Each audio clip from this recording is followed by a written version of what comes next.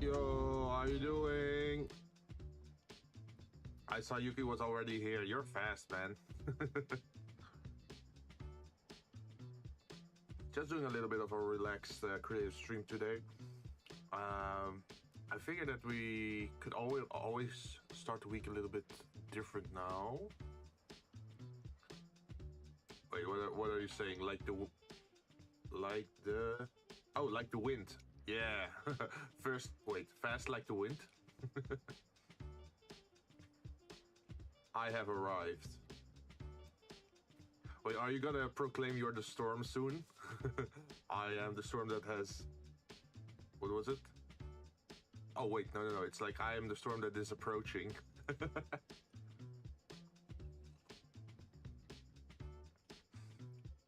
No, but I've been thinking about like what's a good way to legit start a stream well. Like usually what I just do is start the stream and then mostly go straight to like gameplay or creative stuff.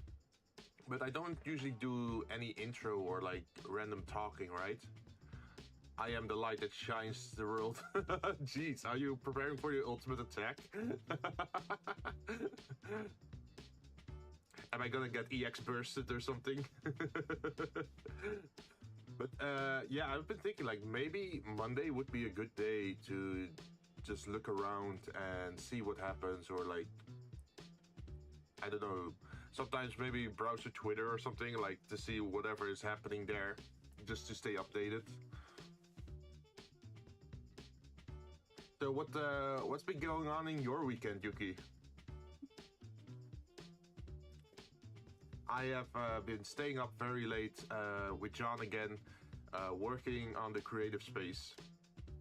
We made some apartment complexes, and there's now a bathhouse.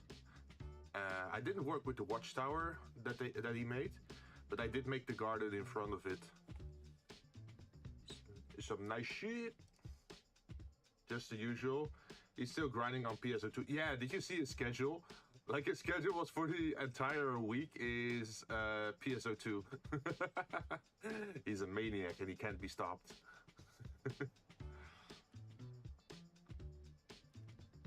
The grind never stops. True.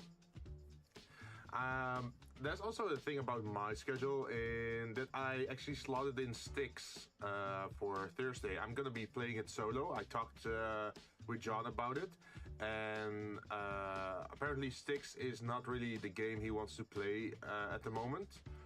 I think he just wants more RPG or more action games. So that's why I'm gonna finish the game myself probably. So maybe we can do that in this week and next week. Then that means we're finished with Styx, and then let's see. I'm not sure how much more streams I can do with Jurassic World. We're now building the carnivore area, right? And after that, it's only the flyer area. So Styx solo? Yes, Styx solo. So you can't revive yourself. If you fail, you hard fail. So it makes it a little bit more risky, I guess. But I do want to finish the game because it feels a little bit bad to have like a half-finished game like that in your possession.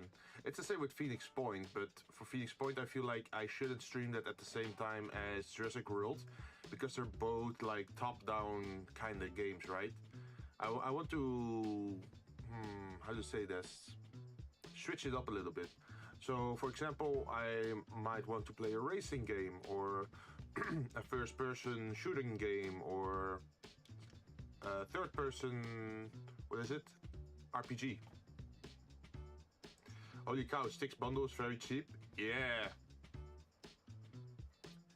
It's a pretty old game, but it still works. But yeah, I was planning to just finish it solo, and then because you're solo, it's easier to get the medals, I think. Excuse me. So you get the medals for speed, for collecting all the items and not being noticed. So when you're only with one body, it's already easier to not get noticed. I already unlocked the ability to see where all the items in the level are, so I can easily do that. Or like I can easily find the items for the gold medal. So I think it should not be hard solo. And let's see, what else do we have? Oh yeah, Phoenix Point. That's also still a game I have to finish. And let's see, when was Spooky Month again? Spooky Month is also arriving, right?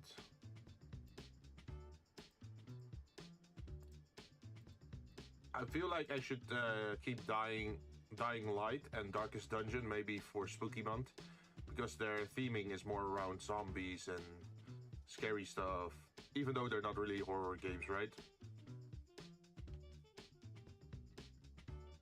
And I feel like Darkest Dungeon, let me know about this, okay? But Darkest Dungeon is a pretty long game. You have to work very long to set stuff up, and your characters can die as well. So I was thinking like maybe I should play that off stream sometime just to make some progress in the buildings. And then once we made some decent progress with the buildings, I can start looking at actually defeating the bosses, right? Because at the moment, I'm doing a lot of small runs, but they're not really that rewarding. It's like, oh, your character levels up, but okay, that's only a temporary upgrade because your characters are very likely to die in this game, right? So what I really need is trinkets. Excuse me. Seems I have something in my throat.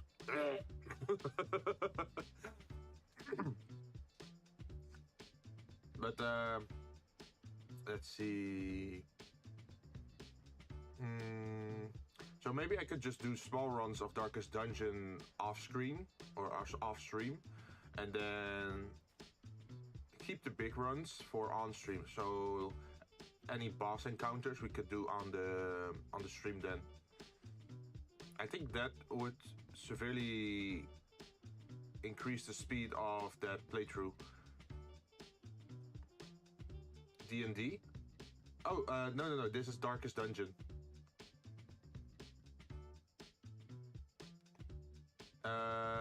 Darkest Dungeon is one of the first games that I played on my channel, but the progression is very slow in that game.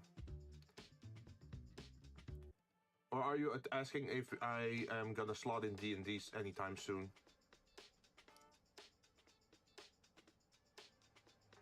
Oh right, the bad occur. Yes, where my clips are from, my shorts. Welcome to the Dodgest Dungeon.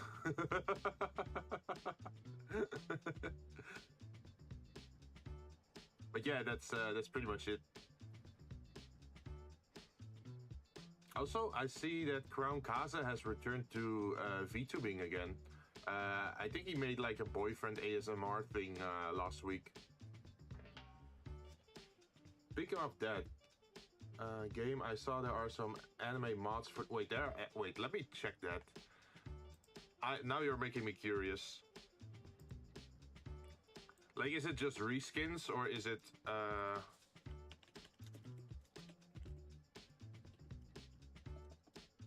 Because I know there's also, let's see, Darkest Dungeon, Anime Dungeon, Waifu Dungeon. Oh wait, is this where it turns all the monsters into waifus?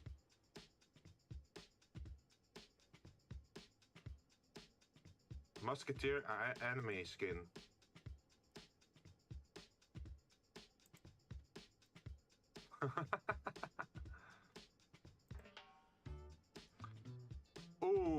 Marvelous Faram skin. That's Dark Souls. Man, people are so talented to be able to make these kind of stuff. I'm sending a link on Discord. Alright. Shindo hero skins. Slayer Demon, Man at Arms. Demon Executioner.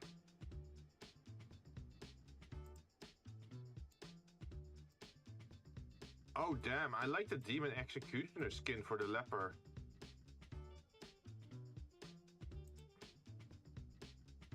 Male Musketeer. Oh, that's also cool.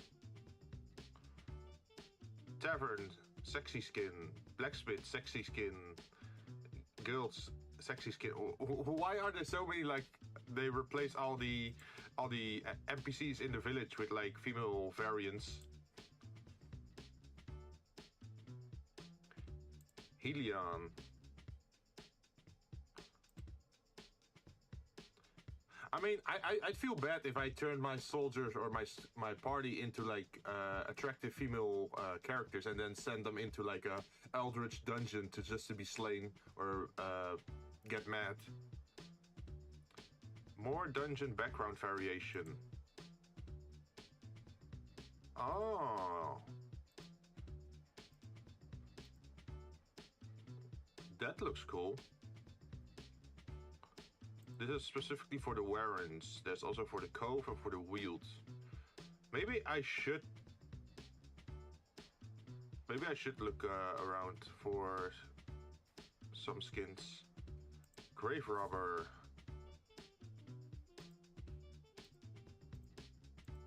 Although maybe not like waifu skins for my own soldiers. The Occultist.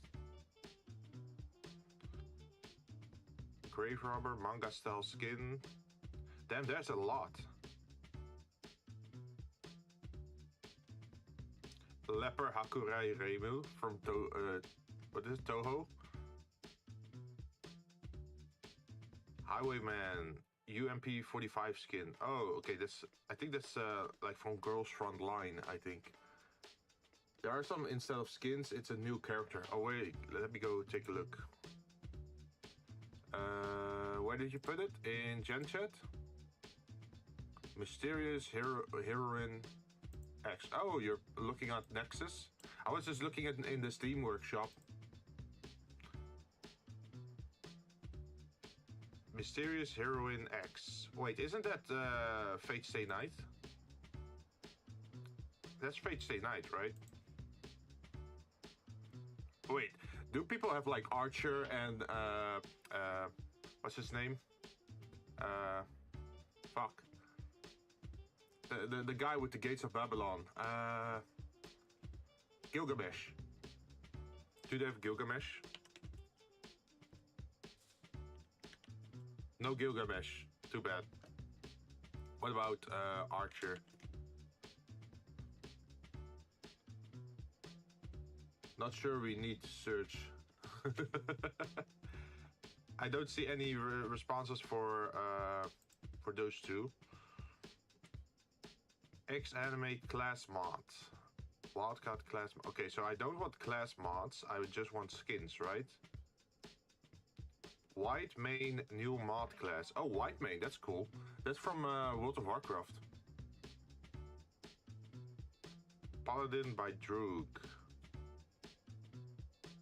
The Maid. Uh-huh. This Warren Nexus mod is a bit sussy. Well, I have an account on Nexus, and I think you can have a filter on that site, right? Like, you can have a filter that it doesn't show the not safe for work mods. I think that was an option. Sven the Rogue Knight? Lancer. Exorcist class mod. Courtesan. Samurai. Oh, that looks kind of interesting. Samurai. What's this? Sir Alone? Yes. Oh, fuck yes. I love Sir Alone. It's like the Dark Souls 2 DLC boss. Master the mobile swordsman Sir alone. Clash the will of the noble warrior versus the cursed blade. With each strike, the blade's bloodlust grows. Master the blade or be consumed. Oh. MHX is more FGO character. Ah. So let's see what they say. Elegant strike, backslash, gliding stab. Carries the passive bleed effect. Carries bleed effect. So I guess you're starting to bleed yourself as you fight. The samurai lunges upon a target. His bewitched blade robs some of the bleeding enemy's life essence, nourishing itself and the samurai. It also returns life essence bled from the samurai. Doesn't work well against unholy creatures. Wait, that's super good, because then you can heal yourself with your own damage. Like if you get bleed stacks on the enemy and then attack them with that attack, you get your health back. His dodges increase, his accuracy increase, and he will riposte. Enjoy the SFX. Lose some of the dodge if he's currently bleeding. Nice stress heal. Ah. Oh, he also comes with trinkets. Chloranthy ring, dexterity ring, strength ring, steel ring. Vanquisher's steel, stone ring, samurai soul, bewitched blade. Gain damage on bleeding enemies. Damage if you are bleeding, and bleed chances on enemies. So everything bleeding. Like if you're bleeding, if the enemy's bleeding, everything increases pretty much. Lose virtue chance, set bonus. If virtue, gain minor protection, health and speed. If afflicted, significantly lose health but gain 100% chance to bleed enemies. Ah. Yeah, I should definitely take a look at this then. Lord's Blade. There's a lot of Dark Souls. Wait, do we have Artorias?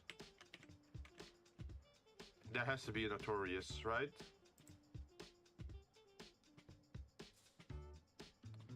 Any Abyss Walkers, please? Tell me about that. Abyss Walkers.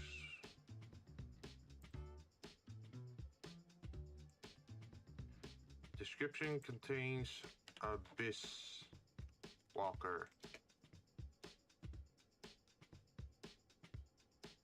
Oh shit, he's there. I see Abyss Walker Crusader.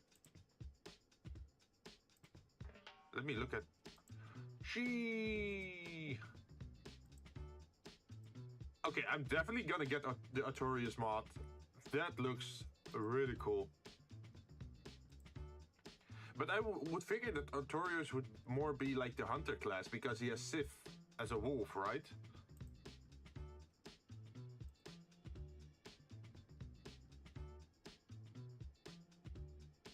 Let's see, just a skin. Right? Although, the hunter does have like a crossbow or like a bow weapon. And since Darkest Dungeon looks a little like Dark Souls, so yeah, it makes sense. They have a lot of mods from the series. Ah.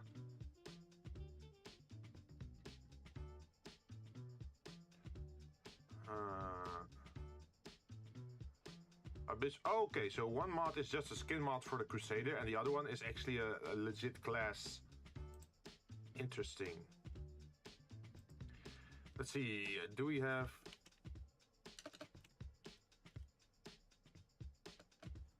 Wait, I have to search differently.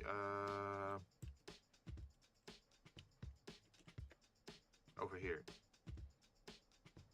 Okay, what about Ornstein?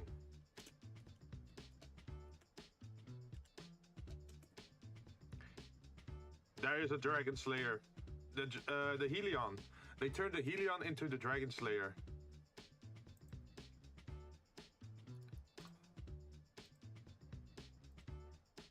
That's so cool.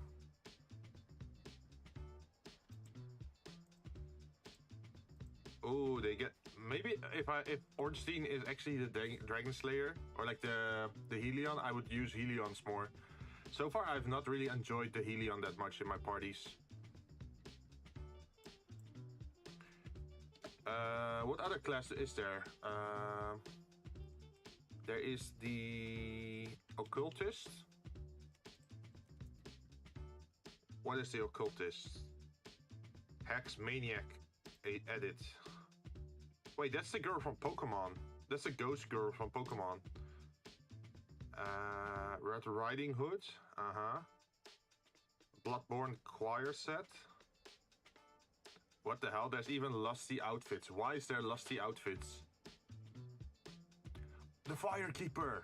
You could have the Firekeeper as your occultist. That's so cool. Bartender Tifa. Sylvanas Gravekeeper.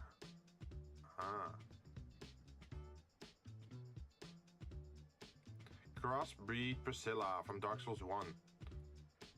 This is a Helion skin based on... Okay. Let's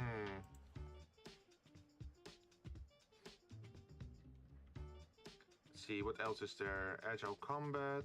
A Thiefling. Oh, you can have the Goblin Slayer in your squad. The Barbarian. Yennefer of Vangeberg. That's Witcher 3, right? Yes, Witcher 3. Alright. Also, on Twitter, I shared like a shower thought. I was thinking like, what if? And this thought came from me watching the, what is it? Doom, what was it? The Doom crossover song with Isabel. What was it called again? Doom Crossing or something? Doom Crossing. Yes, Doom Crossing Eternal Horizons.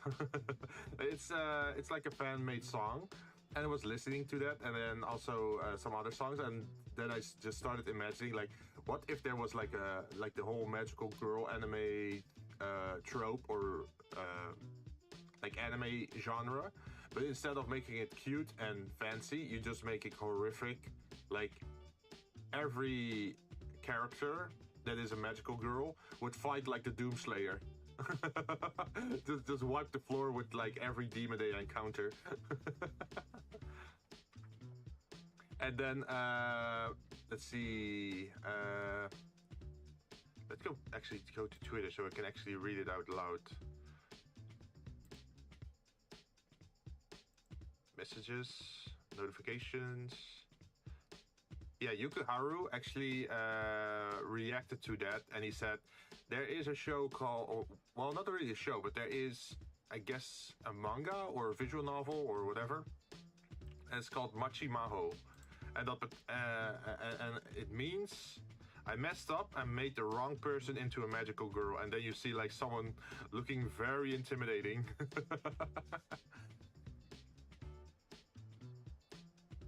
So maybe I should check that out then. I'm not sure like what kind of medium that is, but I should check it out. But let's actually get started as well. I should probably go to my creative screen now. Bam. Why is there nothing creative on my creative screen? Oh, there it is. So last time we made some slices, right? But I am curious if we can do some other stuff as well. Because now if we press this, we do get the glass shape, right? And it's not lagging out my computer either, so that's pretty good. But something I'm looking forward to is, let's see, imagine if I mesh cube.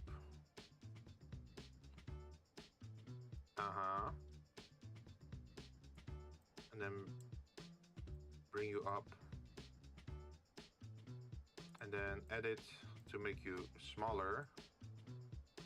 I want to test two things out, because last time we learned what the screw option is, and this time I'm curious what the skin wrap option is. So I want to test that out first. So we're gonna duplicate objects, Is it Y? And then edit again. And then I make you a lot smaller. Like this. Object mode. Then I bring you up like this. And then in the modifier, we're gonna look at skin.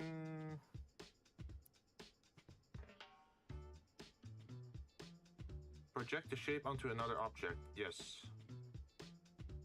Target this one. Offset.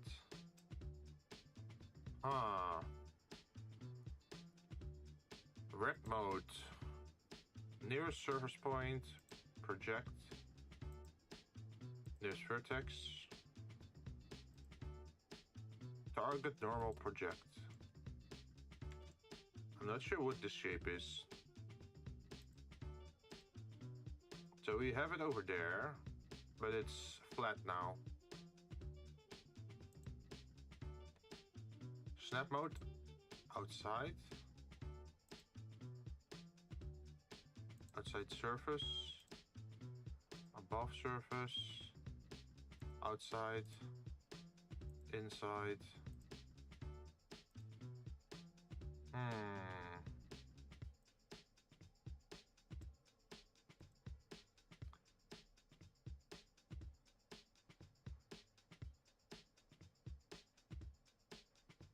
Okay, so how does this work?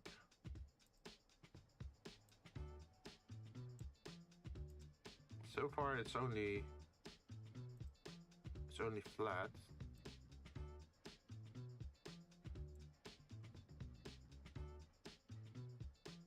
So what if we add an array to this in the z-axis, I think?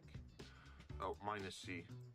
So let's say -2, 0.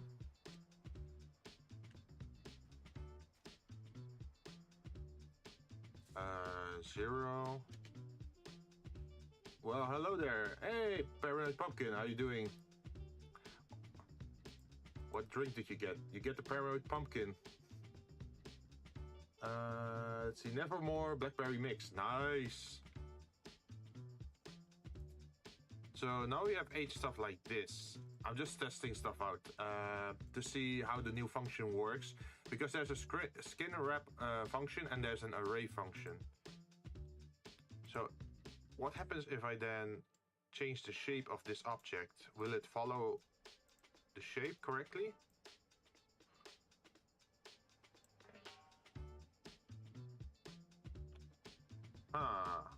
If I do this, it stays.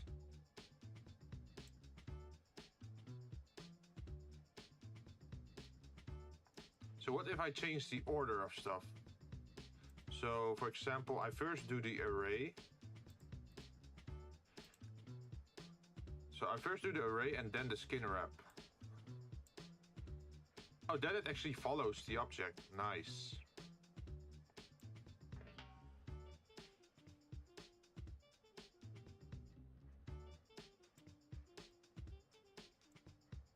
Let's see, let's make it 6.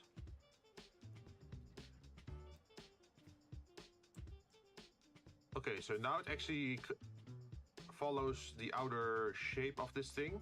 The only sad thing is that it's always the Nevermore series.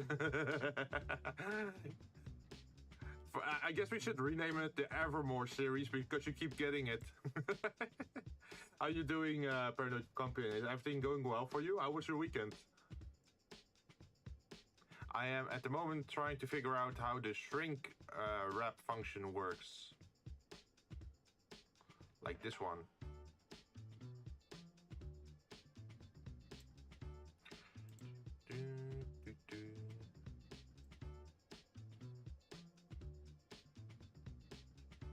Oh, okay. So if it's...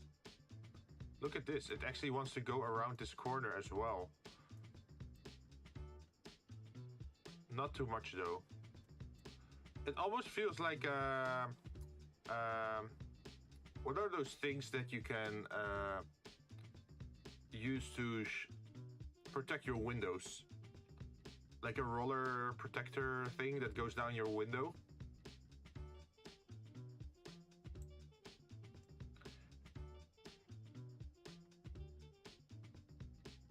At least it's not the coin. Wait, what coin? Oh, the coin flip. The very cursed coin flip where you always get head. I guess some people would love to get head always, right?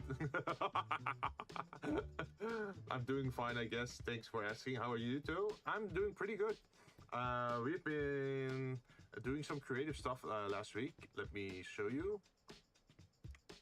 I made some of these glasses in different sizes. We got a shot glass, we have a cup, we have long glasses, and that sort of stuff.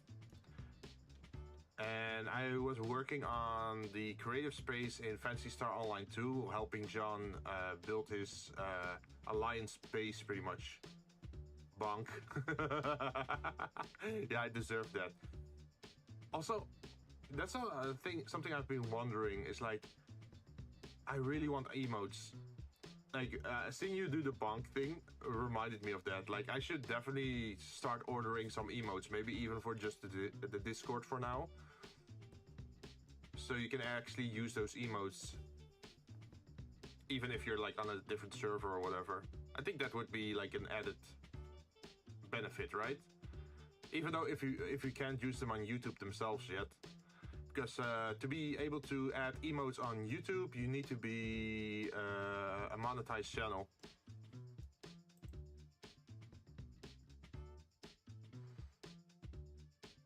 Okay, so let's say you can have inside. You can have... Okay, this is outside, but... If it's like this, it doesn't follow anything.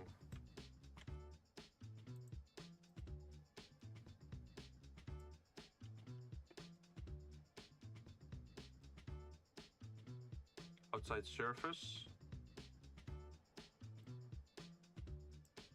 That's also not what I want. On surface.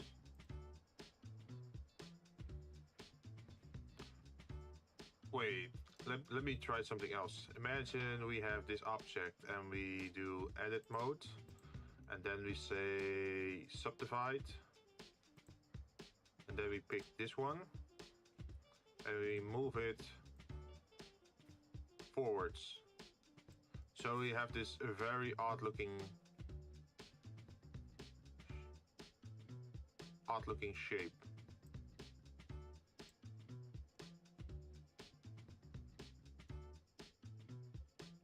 Maybe just grab both of these.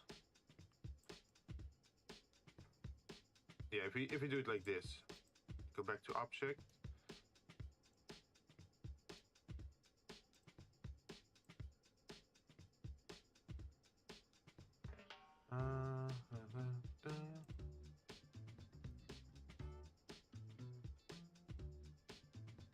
No, it's just flat like this.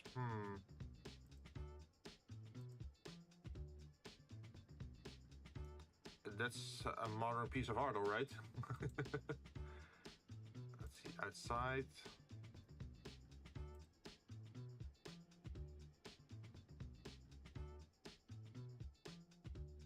That's not going well. So imagine if I have edit.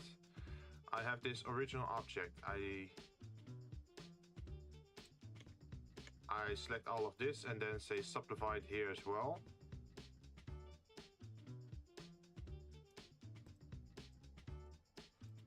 And then I say on surface. Okay, so what I'm seeing here is like if I subdivide it in the equal number of vertexes, it does change the shape of it. But it loses its 3D shape, so I'm not sure how to do that. Jinn, chopping vegetables with a jawline. Wait, what jawline? Oh, just is you think this is a jawline?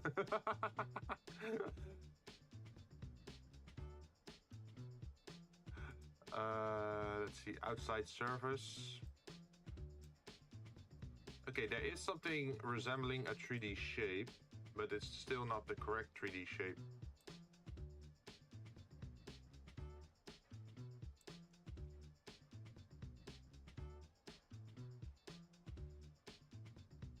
As you can see, it's still flat. We want it to remain 3D, so how do we do that? Vertex group name.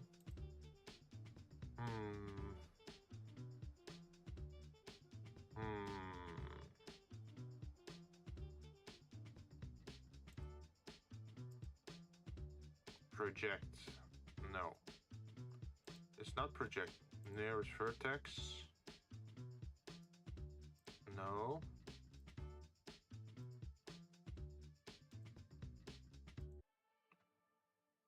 Target normal project.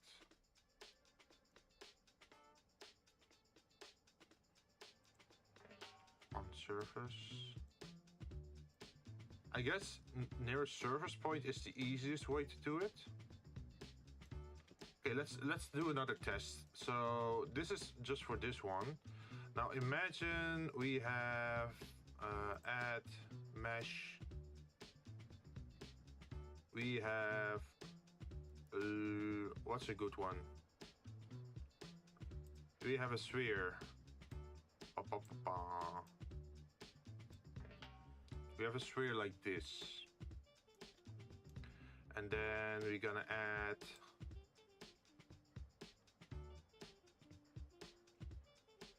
I guess a cube.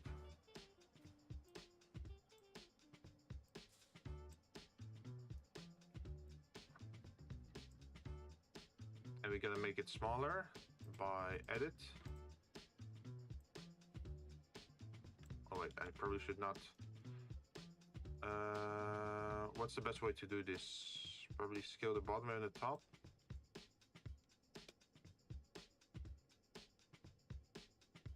Like this. Object.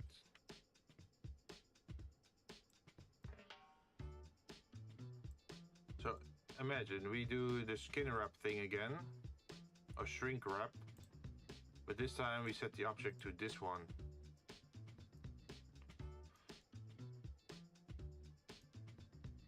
Is there like a new extrude option?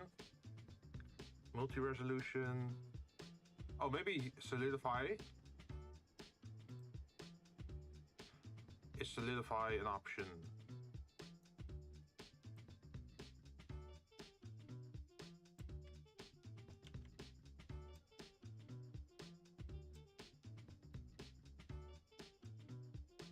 I'm getting a hell of a weird shape here.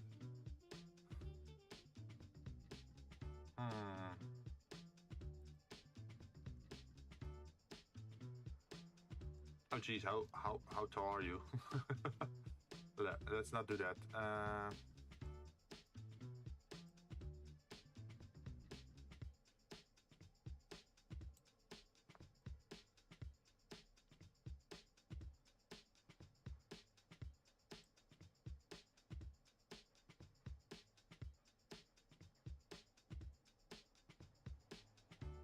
Edit modes.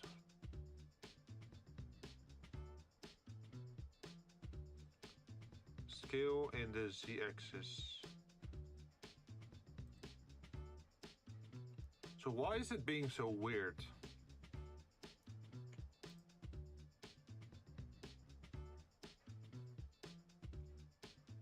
What happens if we extrude?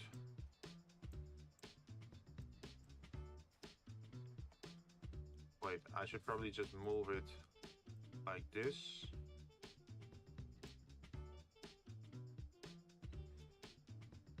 How far can I go with this?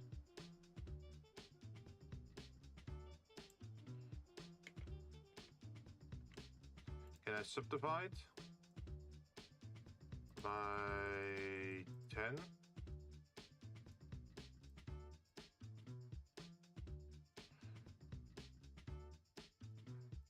Yeah, this is not correct yet. Is as tall as a woman's expression for men's height. Wait, what? What are you talking about? It's as tall as a woman's expectation for men's height. Like immeasurably high. Oh, you mean the, yeah. When I had the even thickness on, yeah. Gee.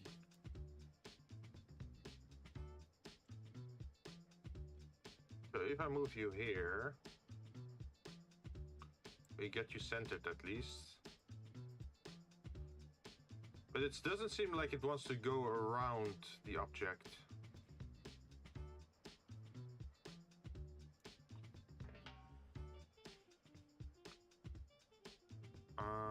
So maybe I should just keep this one away. What else can we do? Armature, cast, curve.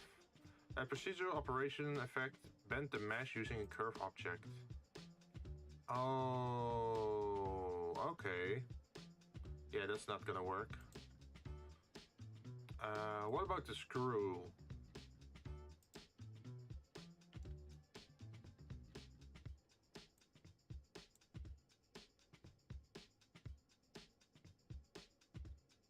Access object. Sample a data block from 3D view to store in a property. Wait, why is it such a different thing based on order? So now we have a donut.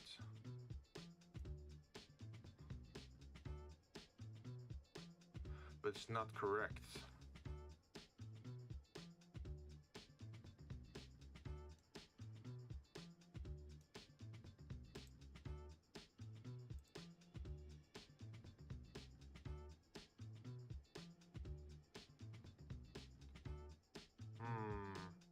Because the reason I'm looking into this is because I want to add like decorative shapes to the glass, right?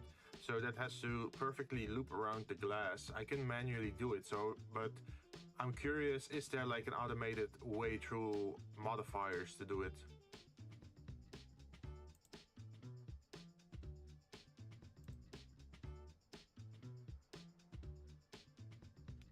Okay, let's object. Let's delete this one. Let's add another thing. Where is it? Mesh. Torus, for example.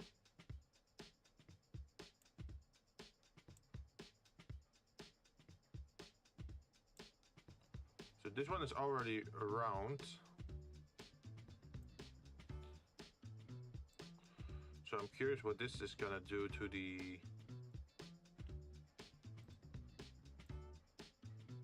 object.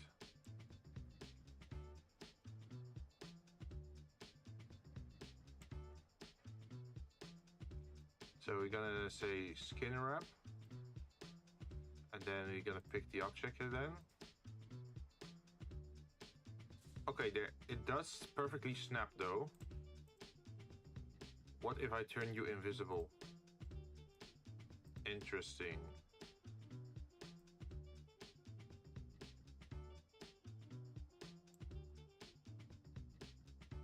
Can I give you let's see, skin? Create a solid shape from vertices and edges. Use the vertex radius to the... Uh-oh. Something... Is Blender still working? It's loading, it's loading, it's loading. Wait, was it solidify or skin? I think I should have picked solidify, not skin. Oh, this is fine. Oh, jeez. Oh, fuck. What the hell is this? Yeah, that's not what we want. Screw that. Let's try solidify.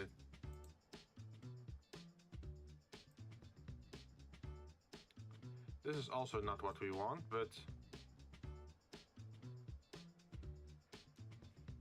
Offset.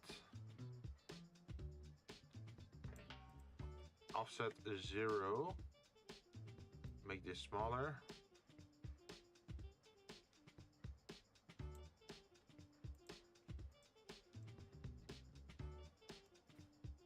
There's one thick halo. Yeah, it's like a rough fiber halo. it was a very weird shape.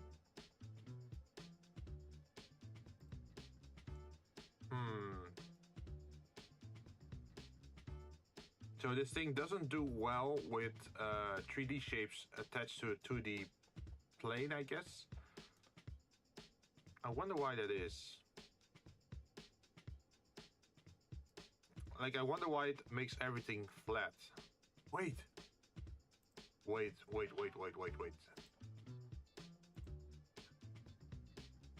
What if it's just a vertex? Can we make a vertex group? I've never done this before, but I'm willing to experiment.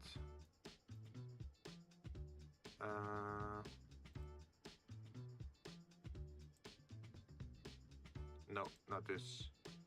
Where is it again? Add a new vertex group to the active object. Yes. Assign. So we call this inner ring. And then we go out of this object again. And then we go to modifier, and can we then... I think we're getting somewhere, boys.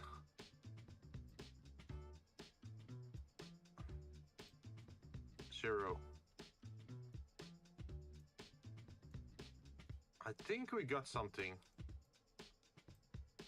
See, because the rest of the ring stays normal. It's just the group that I made is now changing.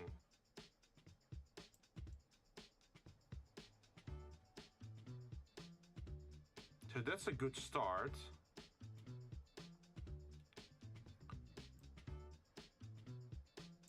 So if I go back to objects again, and then select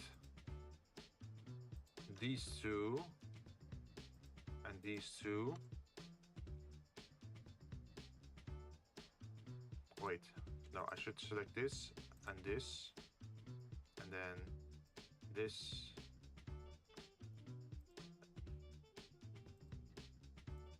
And this. Can we then make it another group? Plus secondary ring, assign, and then we pull the weight down to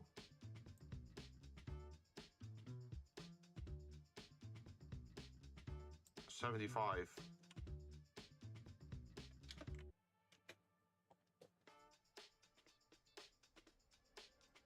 Object mode.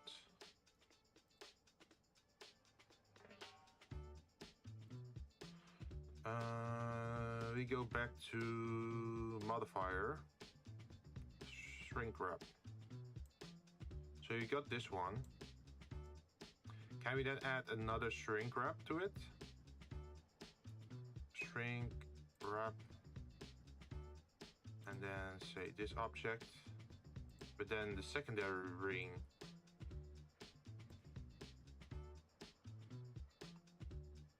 Look at this. So now with this one we can do the inner ring, and with the other one we can do the outer stuff. That's one thick halo, yeah. Okay, so that means if I want decorations that are round for my glasses, I actually have to make circles around it for it to work. Or maybe even erase.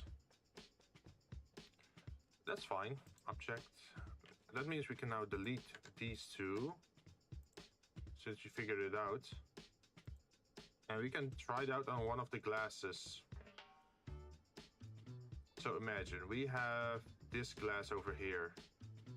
We're gonna object set. Let's see. Snap cursor to selected. Okay, so we have our thing now. Then we're gonna add mesh. I guess it would be a cylinder, right? And that cylinder is only 5 centimeters and only 1 centimeter tall. Okay, that's a little bit on the small side. Maybe make it 7. 9 then. Okay, there we go. And then we have to go into edit mode, grab the top, delete that, face, and then dit, delete, face. So now we're just stuck with a ring, right? So if you now use skin wrap and say this, does that work? It does not work.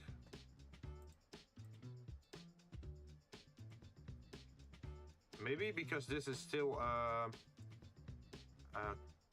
see, this is at the moment still a curve, but what if we convert it to a mesh? Maybe it will work then. Let's duplicate this setup, duplicate objects, Y over here, and then I'm gonna select you and then say convert to mesh. And then I want you to grab that. So now you're just a 2D plane. Can we then try to solidify that?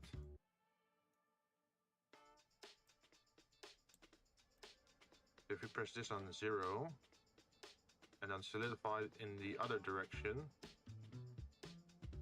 Oh, look at this. That's so cool. And then, of course, we have to smooth this stuff out as well, right?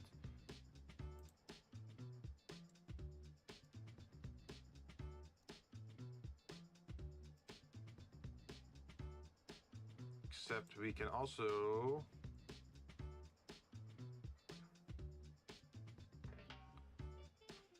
change the order of stuff. So can we say we want to subdivide first? We could if we wanted to, or we can do it last. And now that we have this, you can add, for example, the lava rock. Baba. It's just an example of what we could use, right? So then if we then use another modifier called the array, and we put the array in, let's see, 0, and z-axis -1, wait, -2 maybe. Ta-da! We already get some fancy stuff. And then we can, of course, increase the number.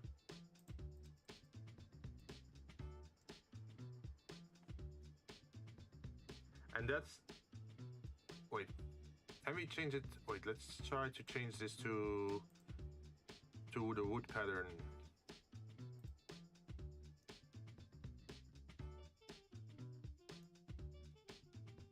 Shang-Chi rings? The 10 rings. That would be funny. Let's see. What about, for example, Chrome? Sheesh.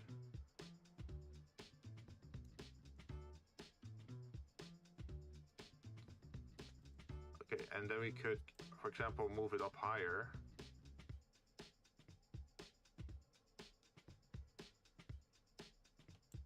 For example, here.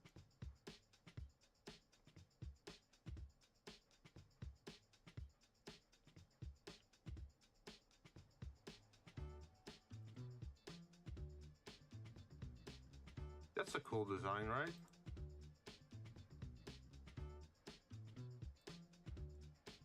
It's not the shape that I'm gonna end up picking in the end, but it is a nice basis.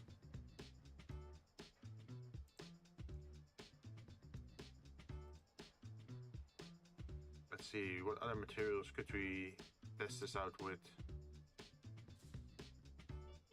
Brass. I feel for this to really shine, you'd probably want to do something like this. Let's see, duplicate object, and then over the z-axis, move you down. And then, let's see, change the count to 2. Move you down further.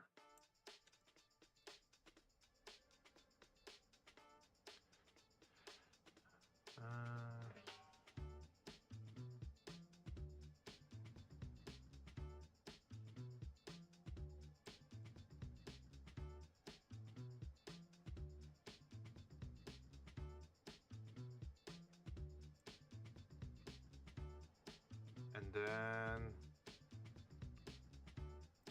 do -1.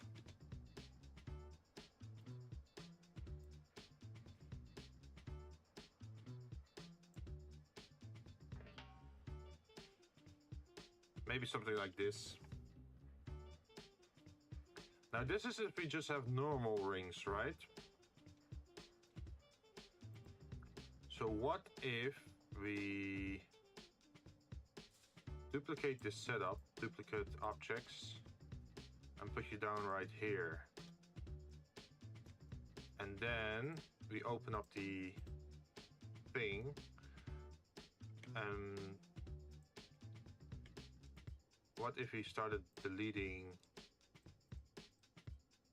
these things?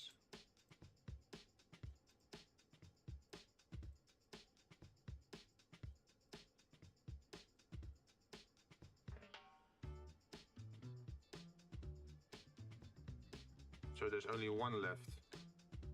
Faces. So now we have droplets. Now we can add maybe the screw.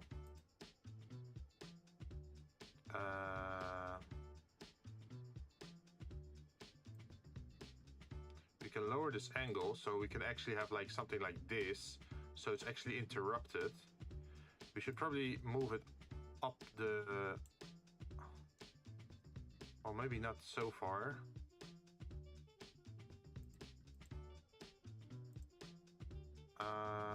Below the shrink wrap. Interesting. If we do it below the solidify. Oh, this looks cool.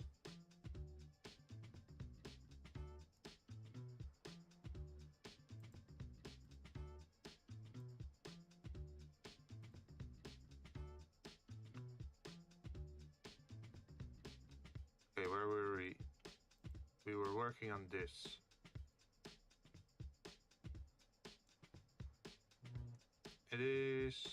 It is going through the glass a little bit. That's not something that we want.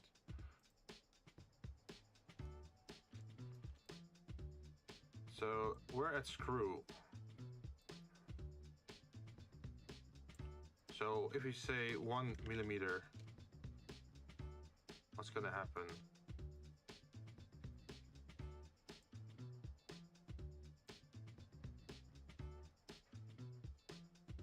$90. And then we say 5 centimeters. No, 2 centimeters. 3 centimeters? 1 centimeter. And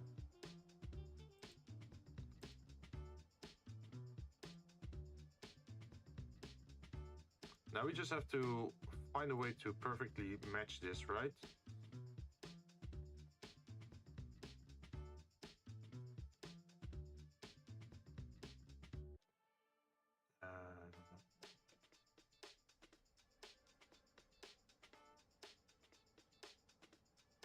Zero, wait, 5 millimeters. No. 7 millimeters. No. What if you just put 360 down here? And then we say just 1. And then we make it 1 centimeter. Oh wait, maybe it's the array that's confusing me. Okay, let's array. Let's turn you off. And then just look at this one. Let's see, axis -1? No. Angle 360. Can we go -360? Apparently we can.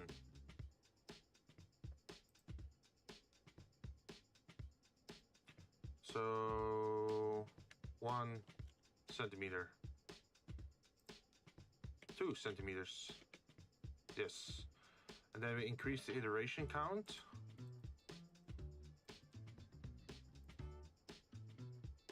And then remove it down onto the glass. Look at this. That's looking quite fancy.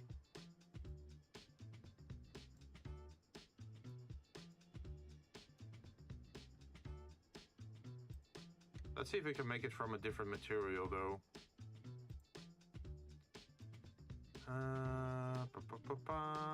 Onyx.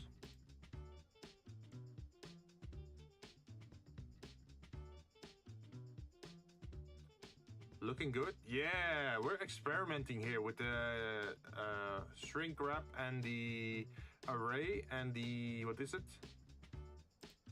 Let's see, shrink wrap, solidify, screw, subdivision and array. Although for this one you don't really need the array. But we can get some very fancy effects. But I am curious how it's gonna work once we start changing the shape. So, for example, this one is just a straight glass, right? But we also have glasses like this or this that are very uniquely shaped. So I am curious if we, let's say, we're gonna go to this one, and then we say shrink wrap. I want you to not target anything. Then I want to move you over to that one. And then I say align. Where's the align? Snap. Transform. Align objects.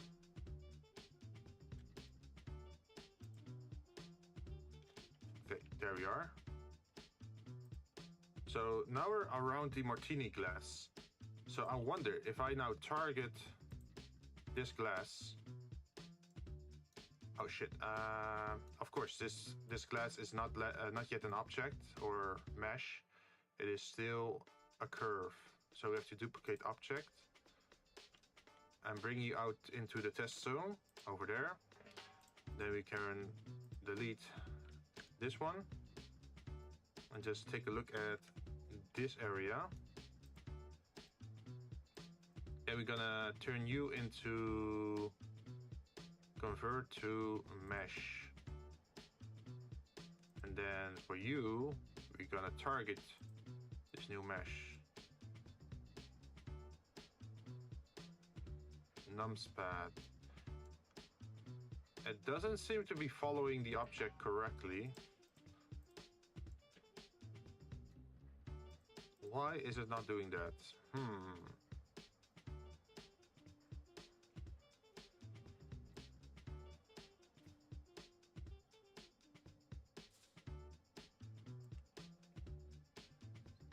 Edit modes. Oh, it's because of over here.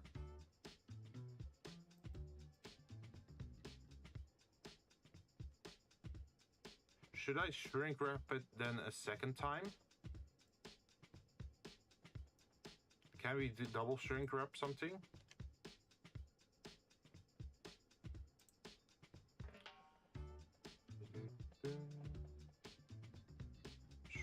Shrink wrap, where are you?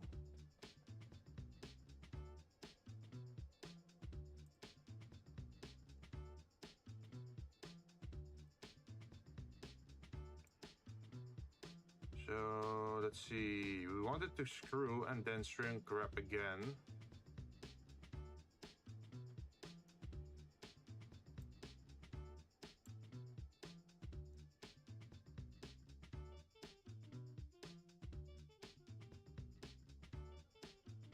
That's not the correct one.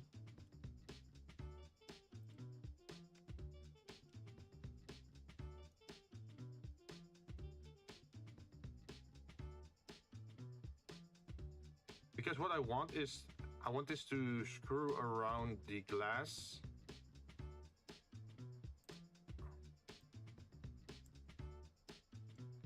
Oh, wait. It is doing something interesting in the center. That's all right. This one is a little bit weird though. So what if I just increase the height of the object?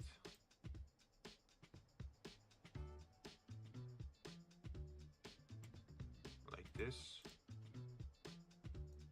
And then lower the screw amount to maybe 4 iterations.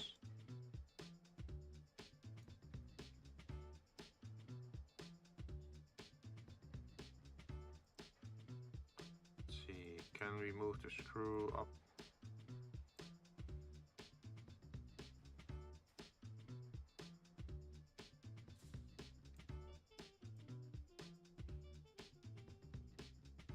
Okay, so that was the base that we had, right? Shrink wrap, screw.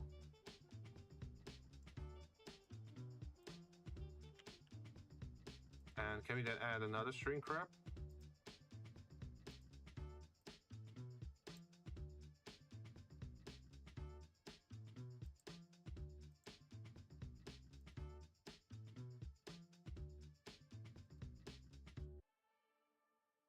Interesting shape.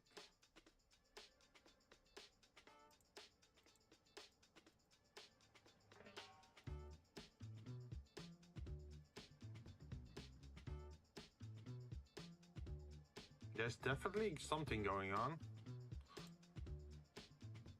What if we just increase your...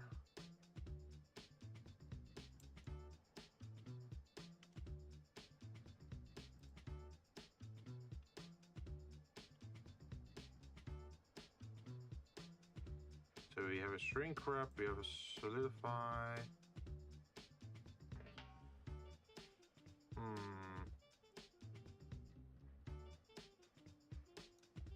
What if we had a second subdivision, but it's not as strict?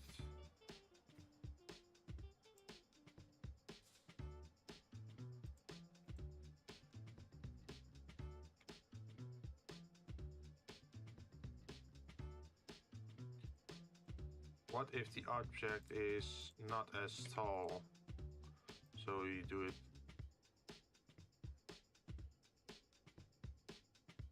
turned into very tiny objects.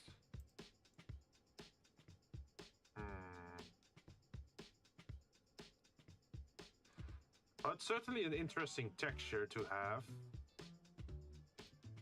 But I don't think this is what we want.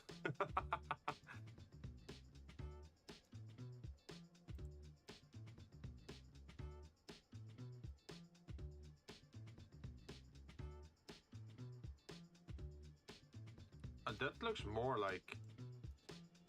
That looks more like it. You can see it curling around here and then it goes wider. That does seem like the stuff that we want. So you have a shrink wrap, so it sticks to the object. Do you actually need that first one?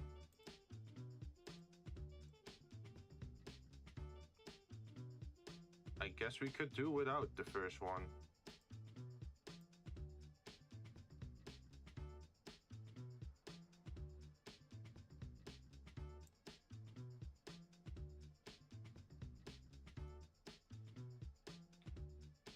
Snake wrap, yeah. As you can see, there is something weird going on. Like at the top and the bottom, there's a full circle, and then suddenly it gets very like steep, and then it goes normal again. I wanted to have more iterations. So I guess that's what we do over here. Do we then lower the amount?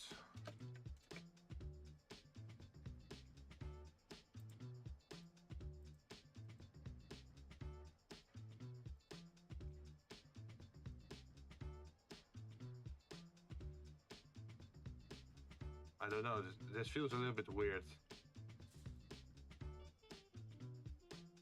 Maybe what we could also do is just make use of two separate objects, like one for the bottom and one for the top, or like one for this one for the center and one for the top, and then manually connect them ourselves. Maybe that's something we could try.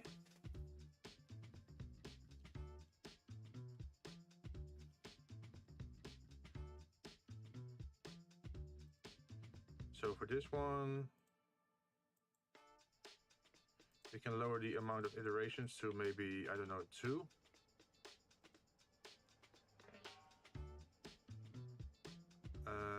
What about 3?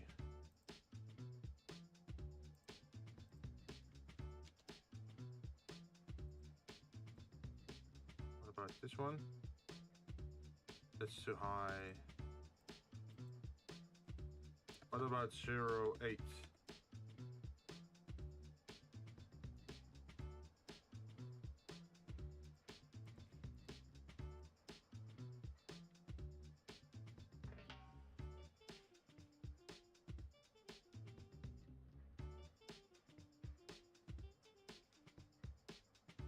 Oh, select this thing and put you down here.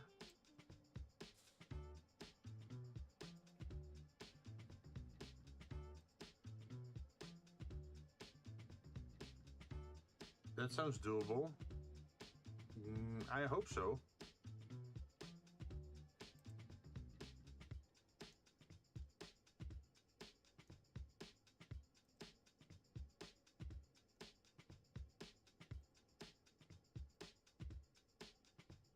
Wait, this one also looks sort of interesting already. What if you put it to 14?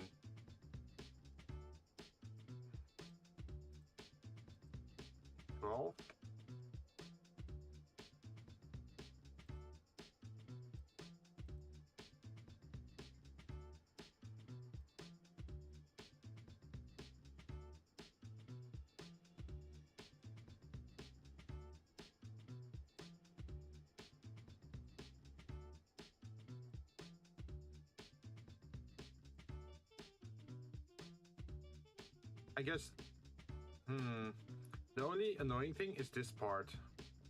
So what if we start higher?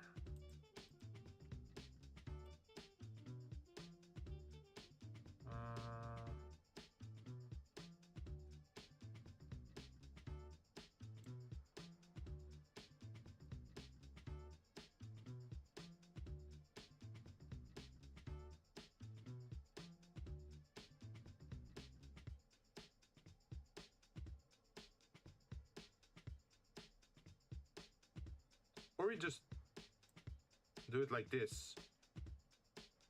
So it starts at this elevation and just goes further up.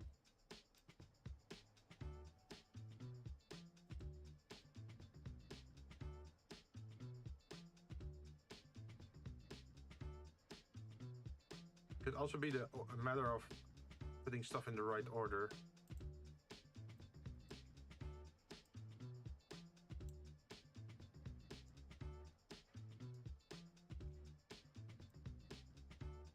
Solidify, subdivision.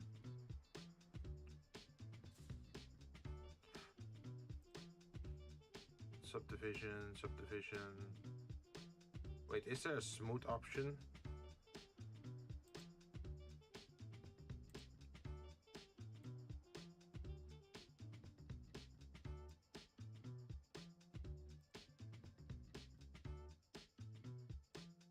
It does not have any effect.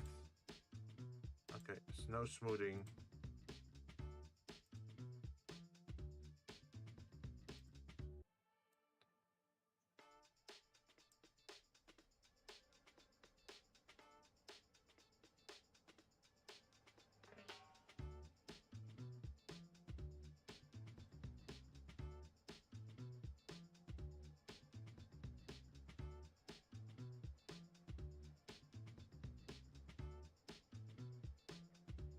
It seems to be that the most important thing is the iterations on the screw.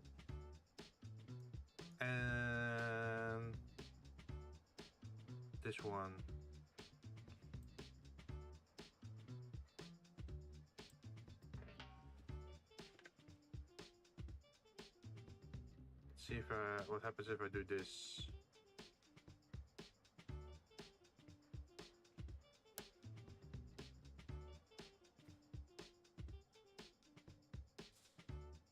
So, for example, instead of 360, let's do 720. Oh, this already looks a lot smoother.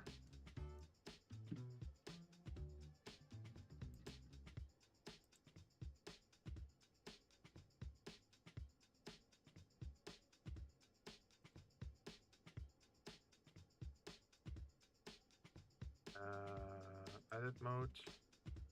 Select all. If I move you down, what happens? Okay, if I move you down, you start to do the weird thing again.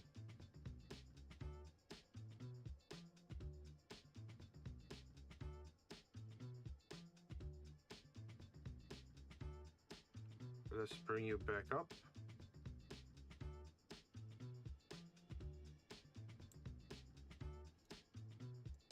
Like, even this bit feels a little bit weird.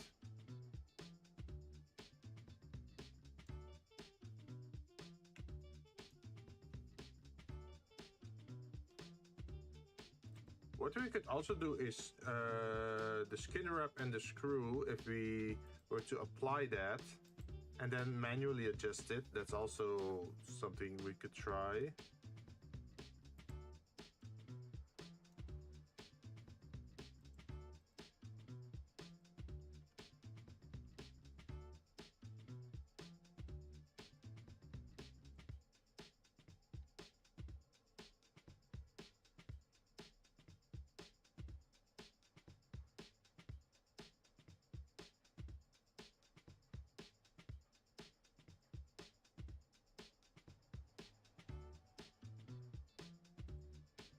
-10 millimeters.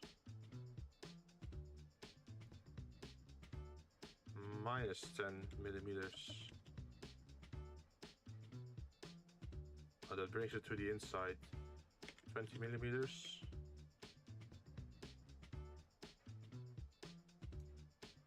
Okay, the shrimp wrap. Really is confusing. So if you put this after you, what happens then?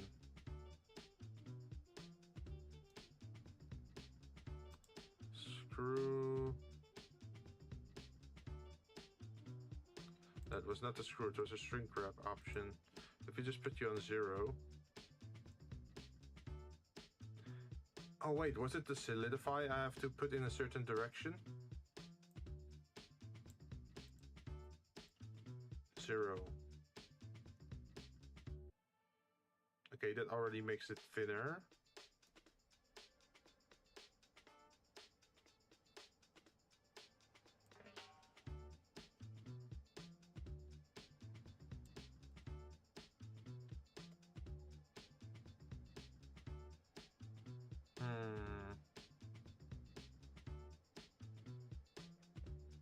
But now it's more like in the glass instead of outside the glass.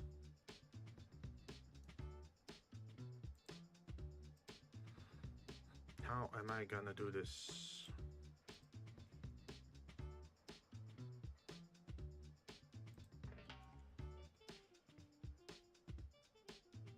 Oh geez, no, what about just 5 millimeters? What about 10 millimeters? Can we make it?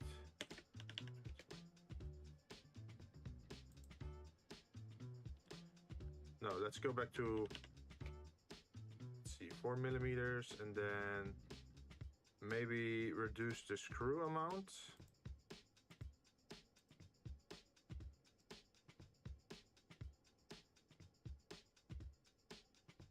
Wait, how many, if I increase the iteration, what happens then?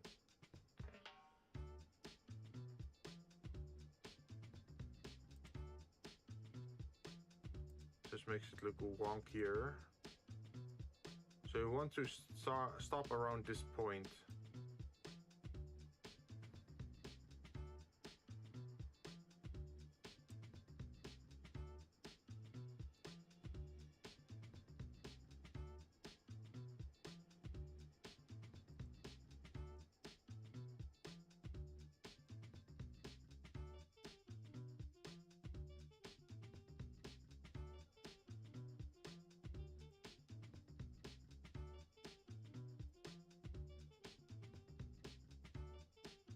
It's so weird that it suddenly decided to pierce through the glass here.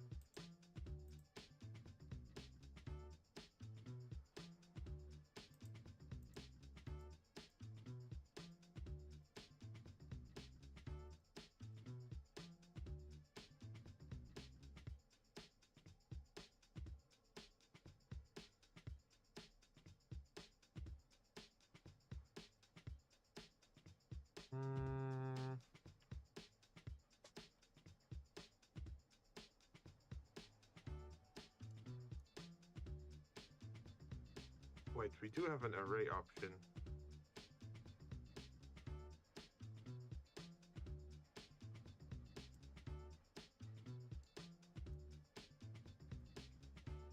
If we change the array to a certain level, will that help?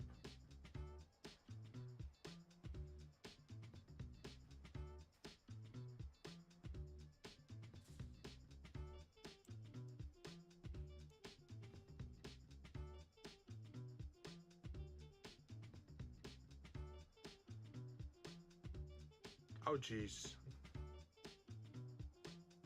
Okay, I must admit, it looks very interesting, this shape.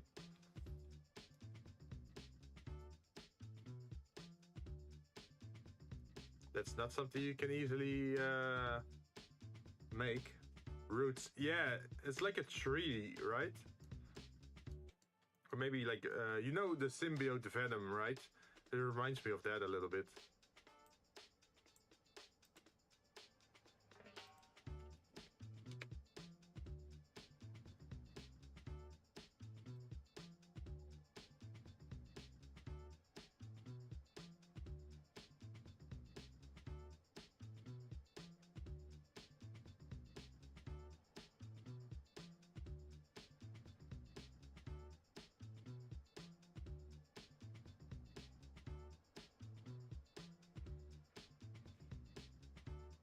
Looks like the Holy Grail. There's nothing holy about this thing. It looks like something straight out of hell. Well, maybe if we made it, made the material something different. Let's see. Do we have gold? You should have gold. I don't know. Even now, it looks kind of cursed.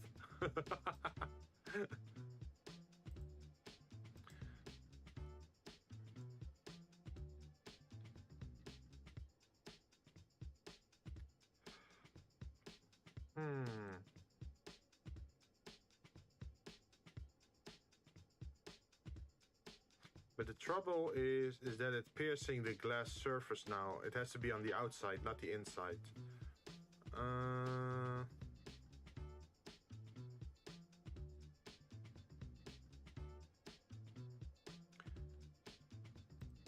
So let me close all the tabs now. Looks like a steampunk glass. Yeah, it certainly looks special.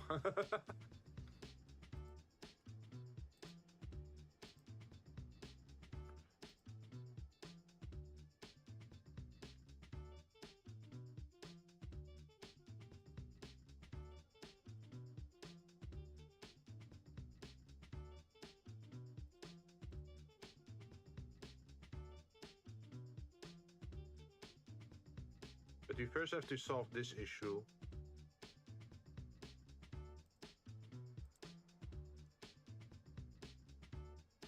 Because now it's above it. It is also something I don't want. Is it the screw thing then? 06.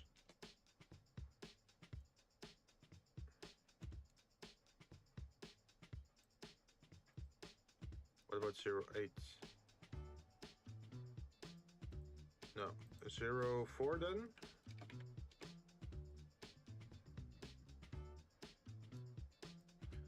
I think maybe 05. And then lower the offset.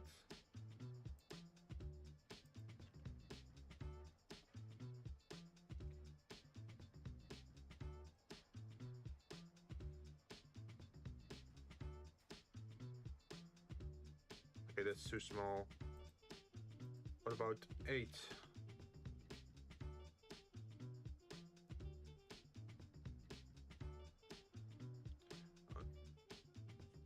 A little bit more. 10.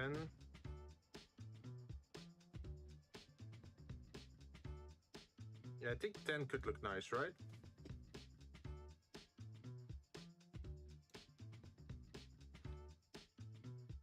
So what happens if we increase the iteration type? Okay, so the iteration is really causing the issues.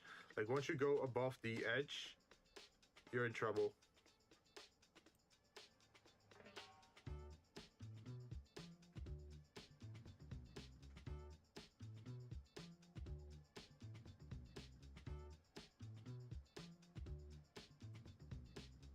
Okay, so what if we push?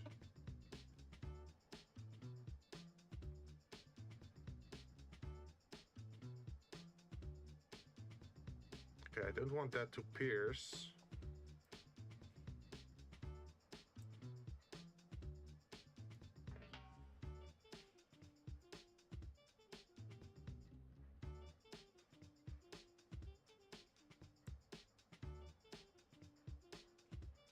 There are 3.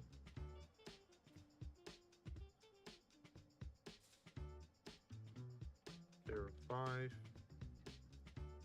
Iterations 2 maybe.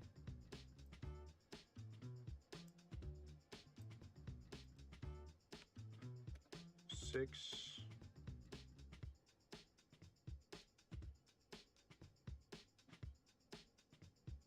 Why is that end piece always curling through the object?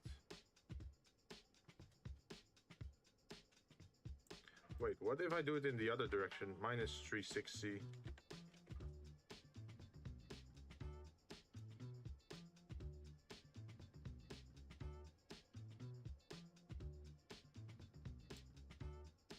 What if we say minus? Okay, and then we move it up.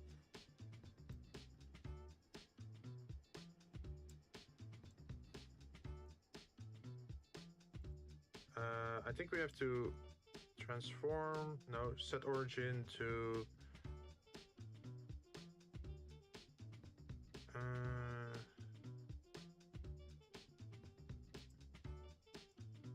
no, that's not working. Okay, I have to find the right height where it still remains out of the glass. So I think that's it. So instead of going upwards, we are now going downwards instead.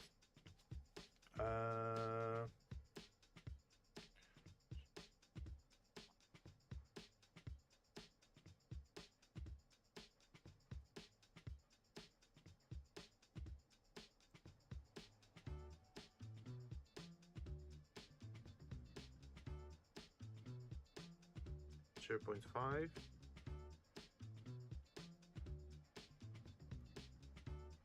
And then we have to increase the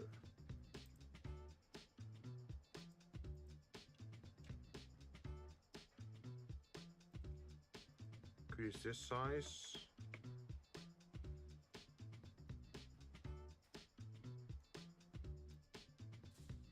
Maybe to 18.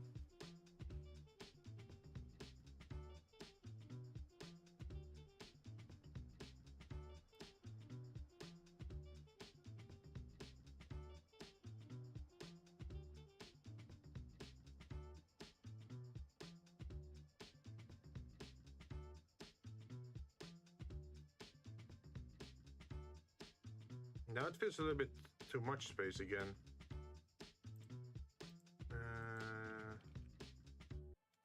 10.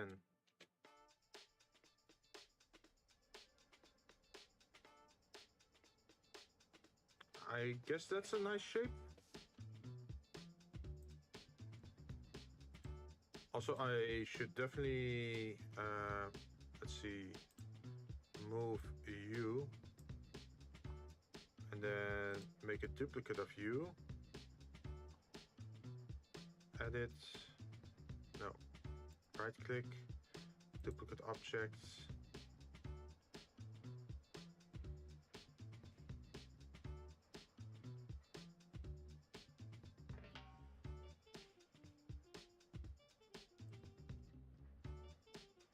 And then I should remove this one, then attach you to that one, mesh, no, object, snap, selection to, no, transform, align objects. There we are.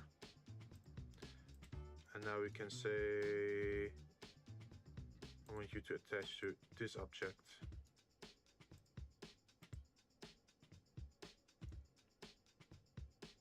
And we can increase the iteration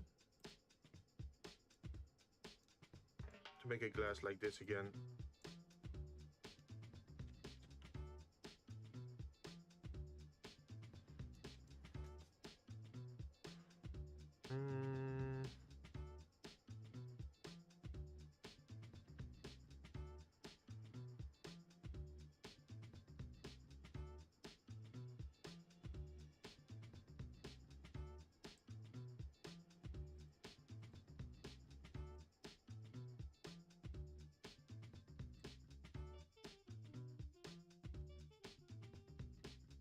So if we increase the height a little bit of this glass,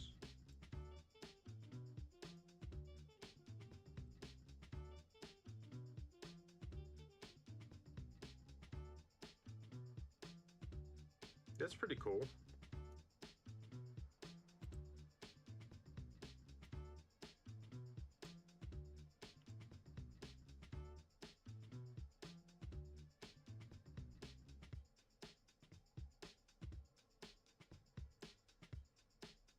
Maybe we should increase the thickness. No, not the thickness. I think that maybe the distance.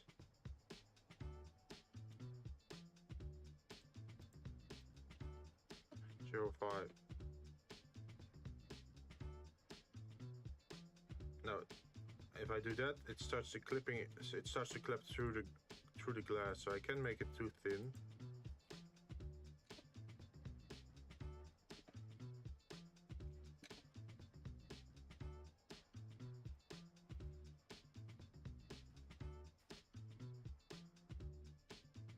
I guess back to 10 we go.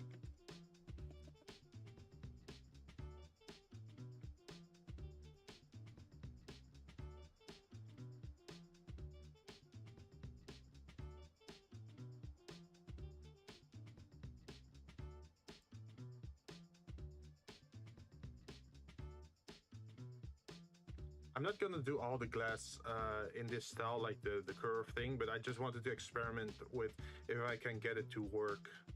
Just with the same with these rings. We should actually just try that. Duplicate objects. Put you down here. And then I'm gonna grab you. And then duplicate objects.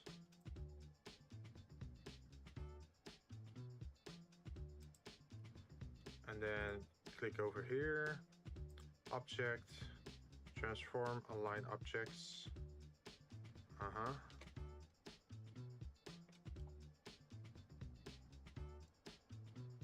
And then I should go to the modifier.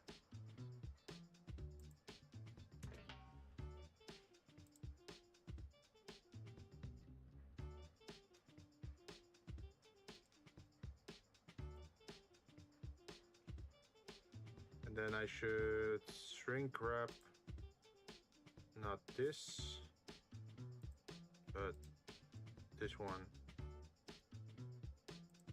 Edit mode. What's going on?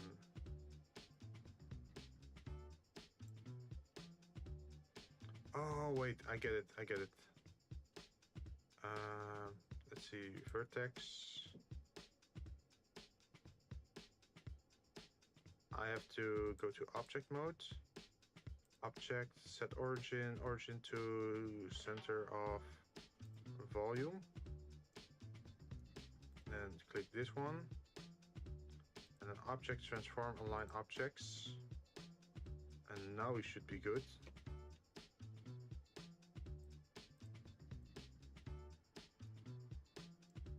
I guess we're not, huh?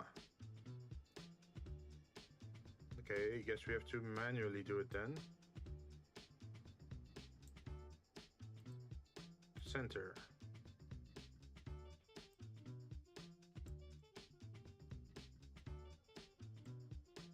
Now it's centered. Object mode. And now we click on you.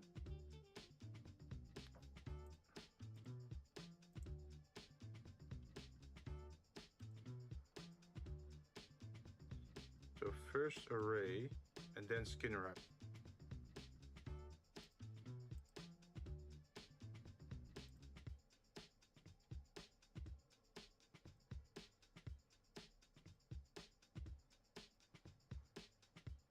Okay, so it's always the feet that are doing weird stuff, apparently.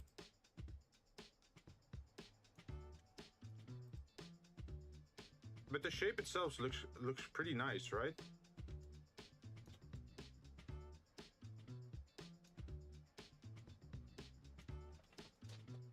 So we can have like entire rings around the glass, or we can have like spirally things around it.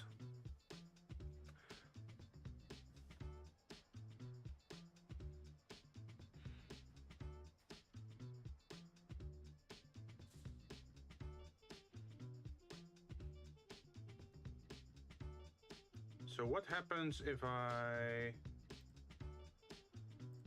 object set snap cursor to selected? Yes. And then I'm gonna add a cylinder. The cylinder has to be a little bit taller.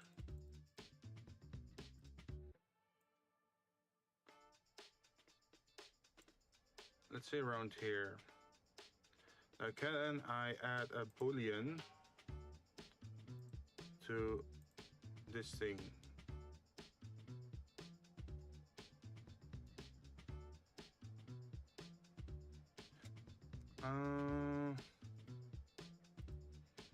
I think it's too complicated of an object.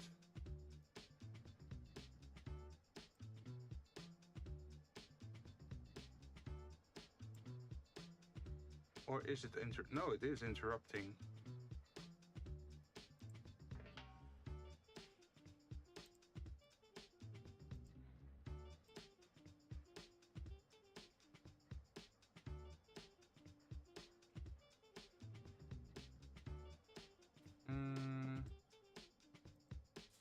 Wait, I can do this differently. I don't have to do it like this at all. Can't I just pick the object and then say I want, for example, this.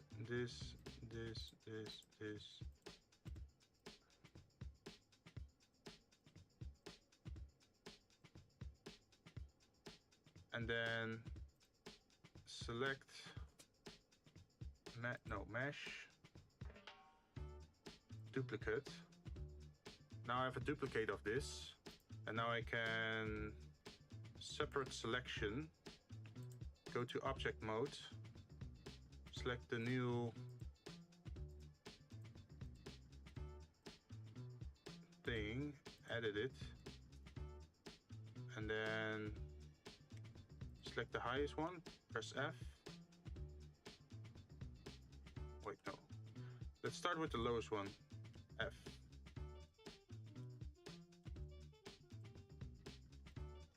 F, and then the highest one, F. Looks like a lamp. Really? And then object. And then we change the texture for this because this is glass. Let's turn it into fluid.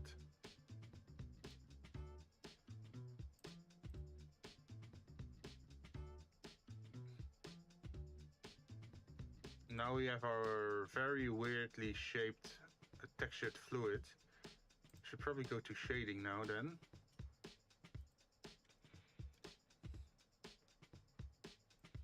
should be, let's see.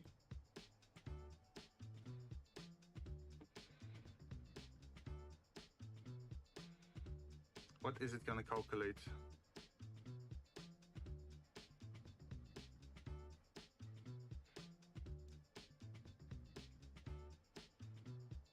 Oh, that's a cool effect. Let's say, since we've been working a lot on experimental new stuff, we don't want to lose it, right?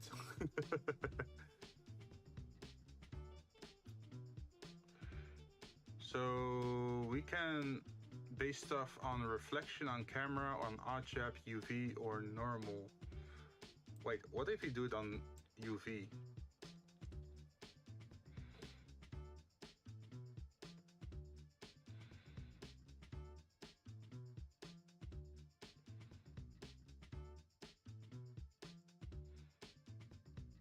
It does the same weird calculation.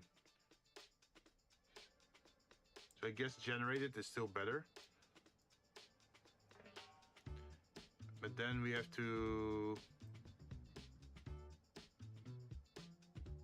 change this stuff, the rotation.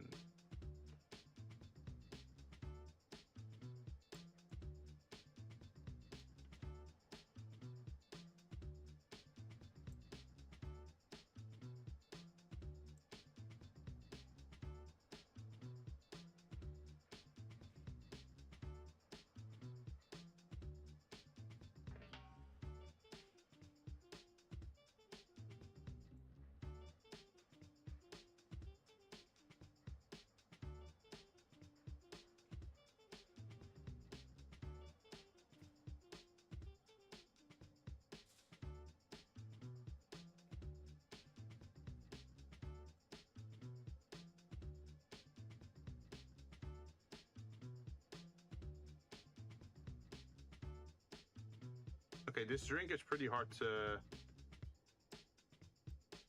adjust.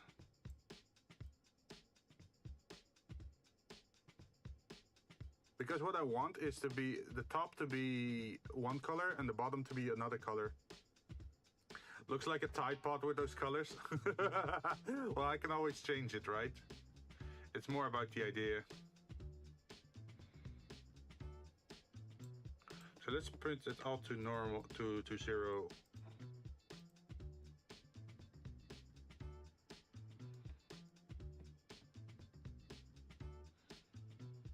So if I rotate in this direction, it makes the entire drink blue. If I do 90 on this and 90 on that, nothing's gonna happen, 0. 90 on this one, minus 90.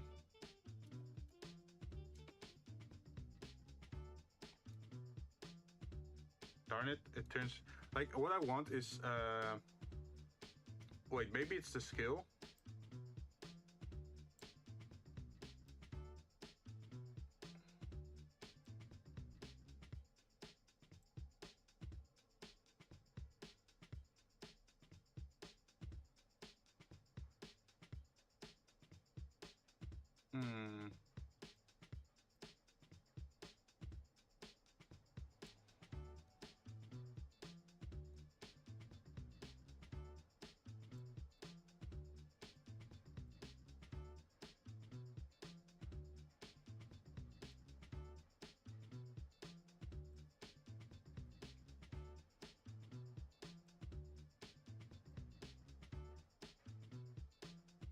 Okay, back to 0 we go again.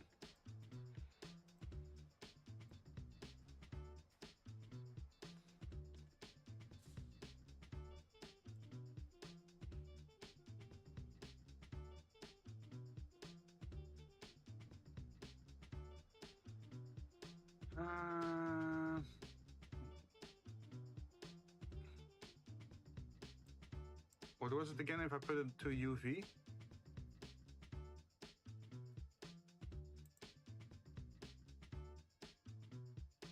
Type, point, texture, vector, normal.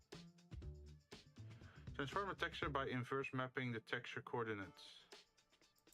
Wait, what if I do that?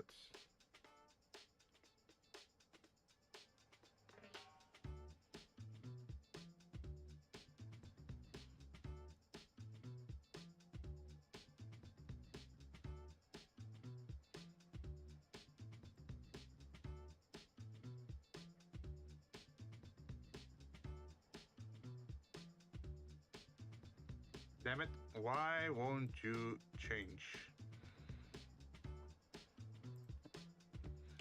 0, 0, 0.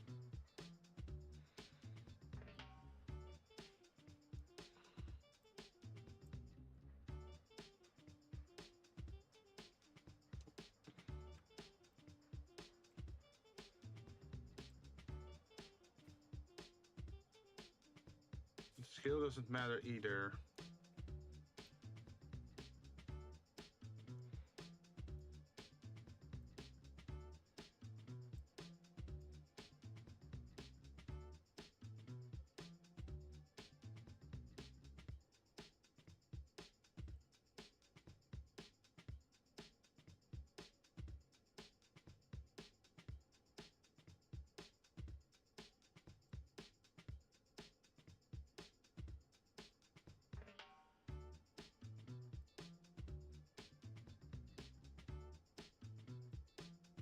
Wait, is that it? Is it location instead of rotation?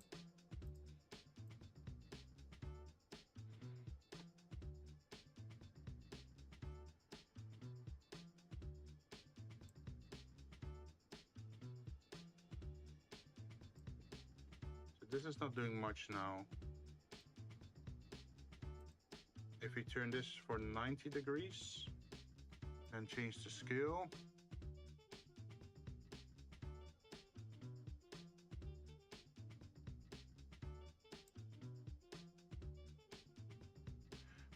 Okay, so now we have, look at this, we have a vertical split. We have to turn that. Can we turn it with 0? No.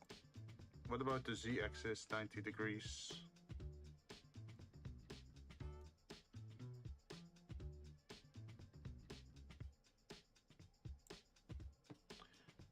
It disappeared again. No. That's still not the right one. 0. What about the X if you turn that 90 degrees? No.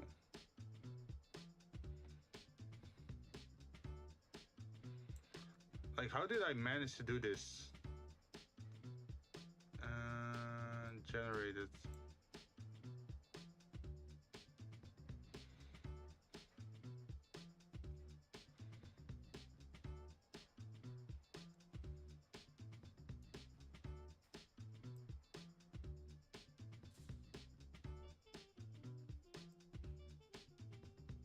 Okay, there's at least some blue at the bottom still.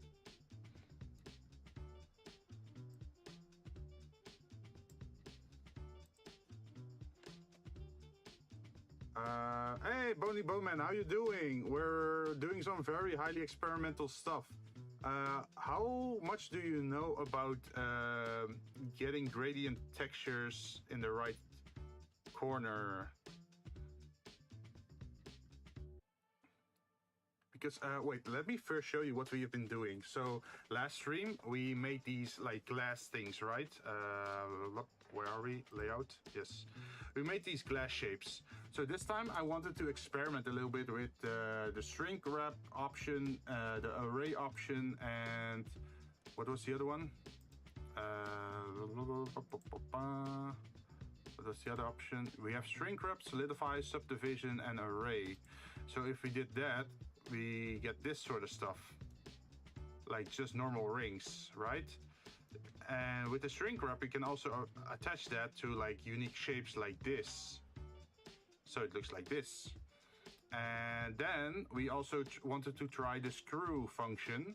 And with the screw function, or like modifier, we ended up making stuff like this, where it's like coiled around the glass, which looks very nice. I would use a gradient texture connected to the color ramp. Shading. So what I have currently is pretty much this. But this is the fluid color, so this is the color ramp, and this is the mapping of it. But I'm not sure if I should use generated, normal, UV, object, or something else. I've used gradient texture connected to a color ramp. Wait, gradient texture.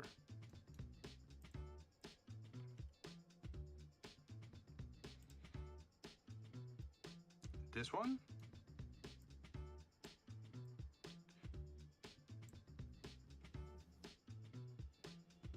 Connected to a color ramp, like in between here.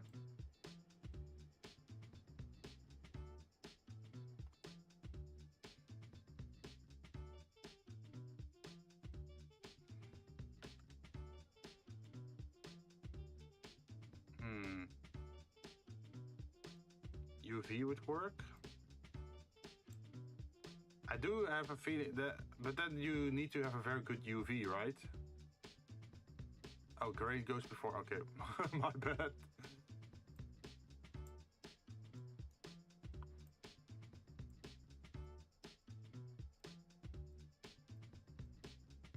I'm guessing like this then. Because what we're trying to imitate is that the top will be one color, at the bottom would be another color, and so it would slowly transition. But at the moment, we're only seeing like here. We see green at the top, and we see a vertical split down the center. Oh! Wait, shouldn't it be radial then? I think, maybe.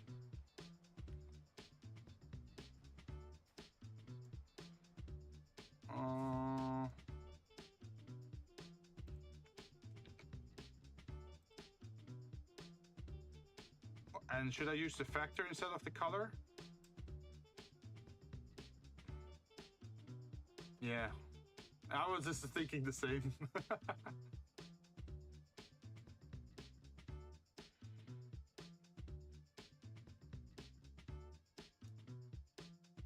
So I guess we have to do the rotation then.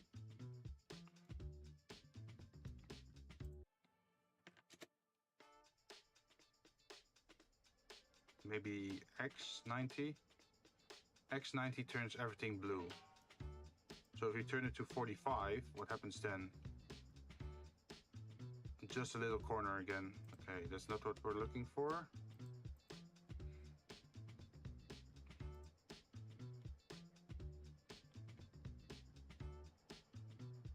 What if we do both of them 45? I guess that's not the right thing we want. Try generate it? Yep. All right, let's try that.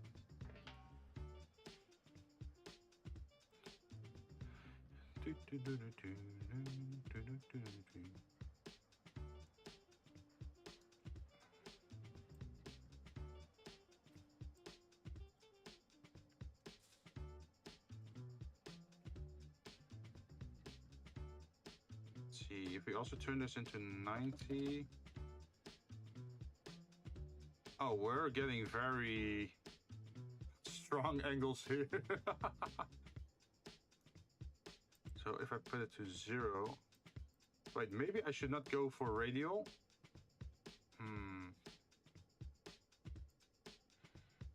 What about easing?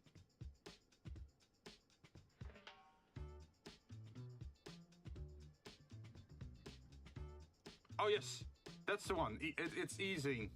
As you can see, the top is blue, the bottom is green, and we could even swap this around. Sweet. So it looks like this.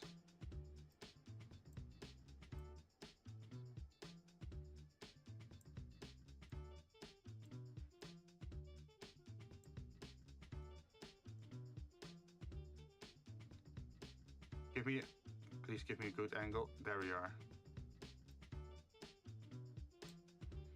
So now we can just change this to whatever color we want and it will pretty much work. See?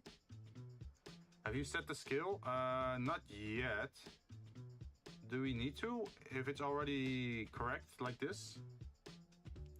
Been using the screw modifier? Yes, I have. Let's see. Here we are.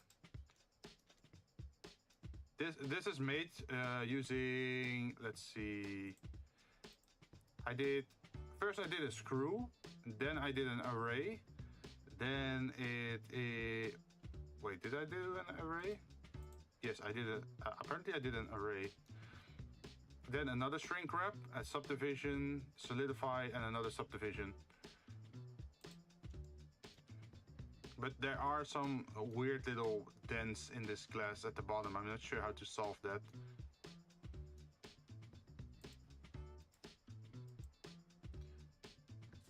The glass is weird in cycles.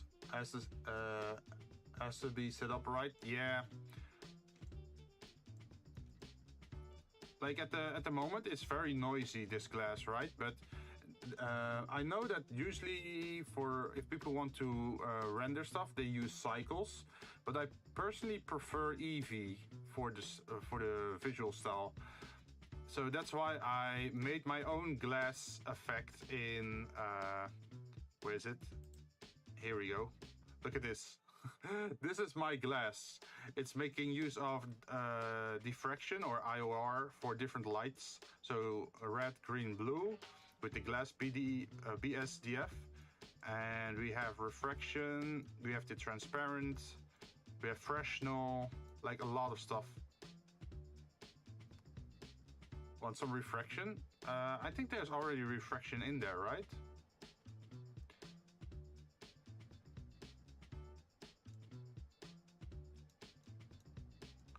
Let's see. Yeah, there seems to be refraction over here. Go to render. You mean like render properties? Oh, wait, you want me to render this image?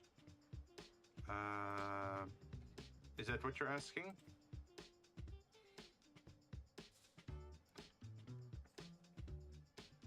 Screen space reflection, yes. So refraction is already on, as you can see here. Yeah, I looked up a lot of YouTube tutorials and they all had different styles of making the glass look realistic in Eevee. And I just started combining the different methods to make my own variant pretty much.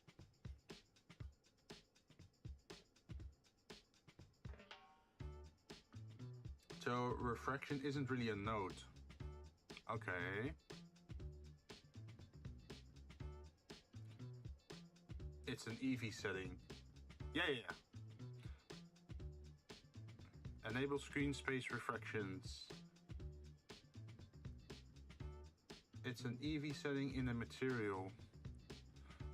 So I should go to the material, is what you're saying. So I'm now at the material and screen, there we are. Yeah, screen space refraction is turned on here as well.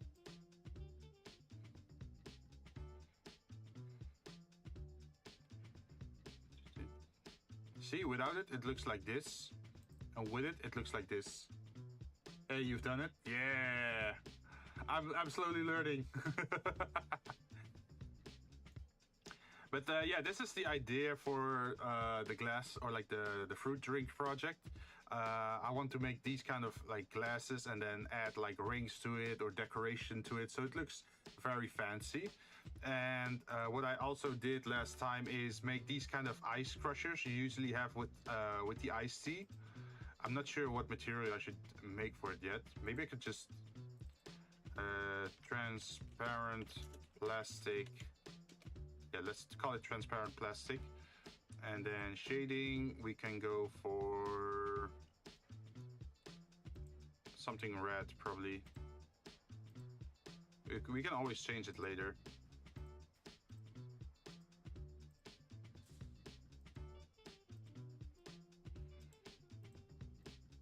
Okay, layout.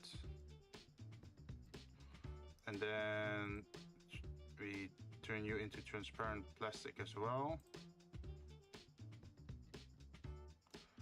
As you can see, this is one of the, you know when you get iced tea with ice and like lemon, you get these kind of weird little sticks which you can use to crush the lemon slice and the ice blocks a little bit, right? Eevee is weird with the blending modes and stuff. Yeah, very true. So this is one of those things. I'm not sure if I'm gonna keep it transparent or if I'm gonna make it a solid. This is a very rough looking slice. I can turn this into an orange slice maybe, or like a lemon slice, but I actually still have to make the texture for it because at the moment there's nothing here. It's just like an object, but hey, you have to start somewhere, right? I also made like these fancy umbrellas. You know, that usually come with the cocktail, right?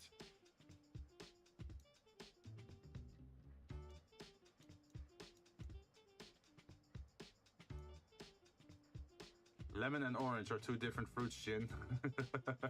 Yeah, but to be honest, if you look at them, their shape is very much the same, right?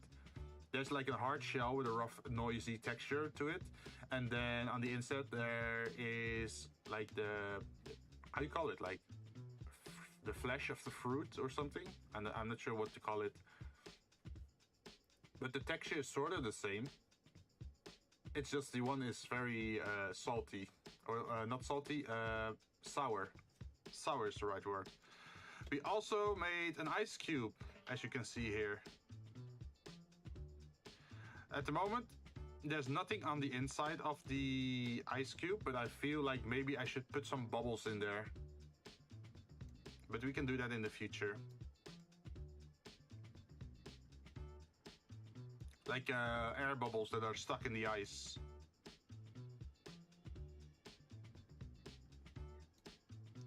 Is that something you do with the volume?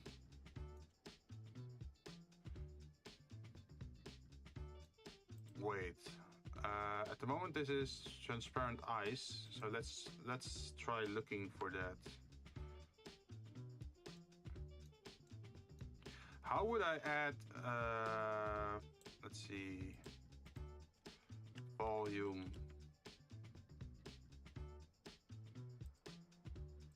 Like this.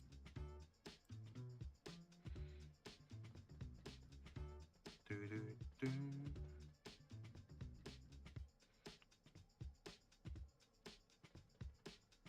Yeah, you could do it with volume.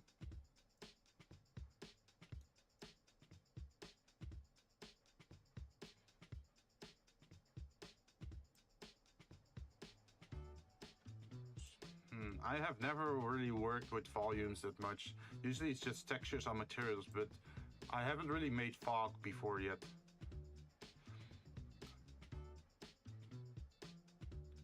Emission strength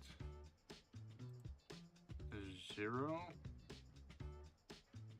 Emission color, temperature unsocketed.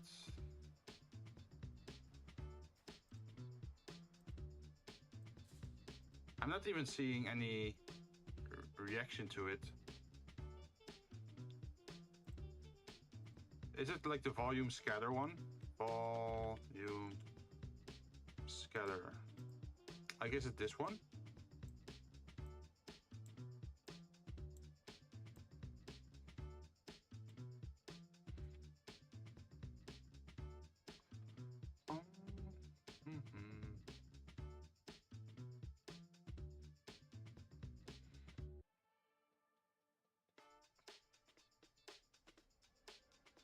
Like, I'm not seeing anything change here.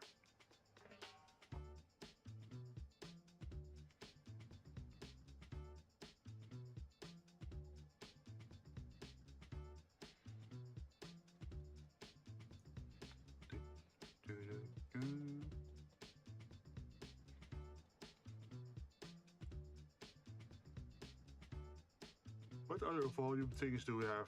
Volume. What's volume info? flame, density, temperature. Ah. I'll do some testing, give me a moment. Time to roll Jinn. Wait, time to roll for what? Coin flips.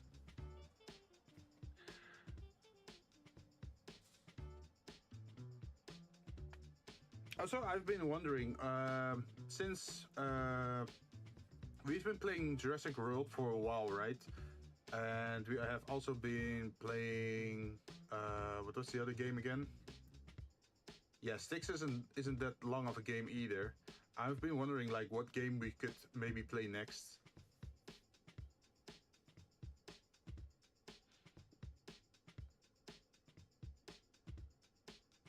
Wait, is there gonna be a reaction to the coin?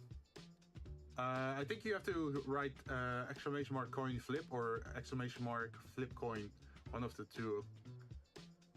If you just write, if you just do exclamation coin, I don't think it reads it.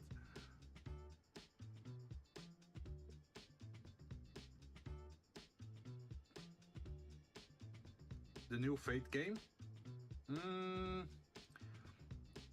Well, I already made like a pre-selection of games. Let me look at my Steam list for a moment. Let's see. I have Deep Rock Galactic. This is ice, right? Where is the noise on the surface? There isn't any. Not yet, at least. We don't have any noise, I think. Nope.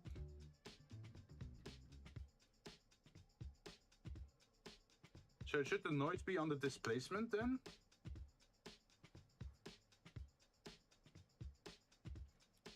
Or is it more like something you do on the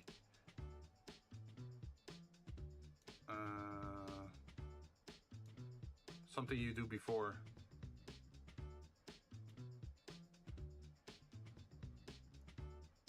We need a normal.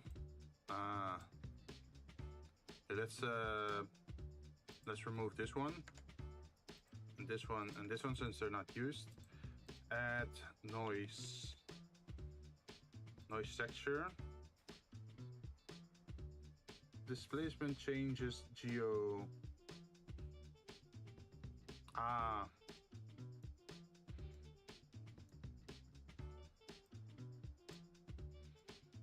Oh wait, we do have a noise texture over here. But the scale is very high. So what if we put it to 100? 1,000? Let's try 500.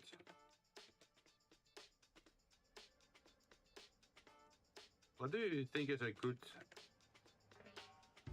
skill for it?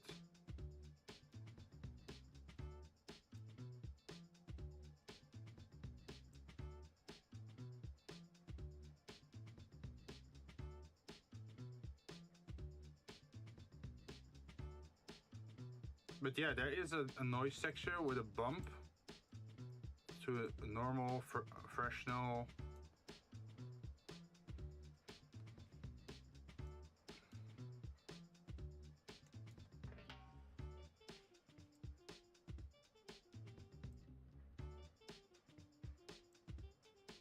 What if we do it to 50? Weird node setup. Yeah, I thought like to make this ice one, I just followed the glass tutorial, because if you think about it, glass and ice is sort of related, right? Although glass is more transparent, while ice is usually like frosted, right?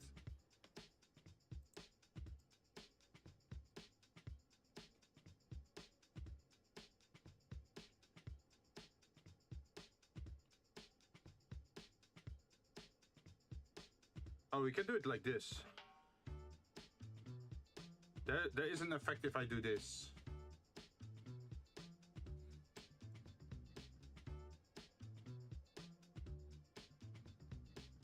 Like a principle to be SDF would have done 90% of the work. Yeah, but then you wouldn't have like the this, like, you know, when you shine a light through a triangle piece of glass, there's the light colors disperse in different degrees, right? So there's the red, the green, and the blue, and you can see that a little bit on this area that it's doing that. And I don't think you can do that with a basic BSDF, right?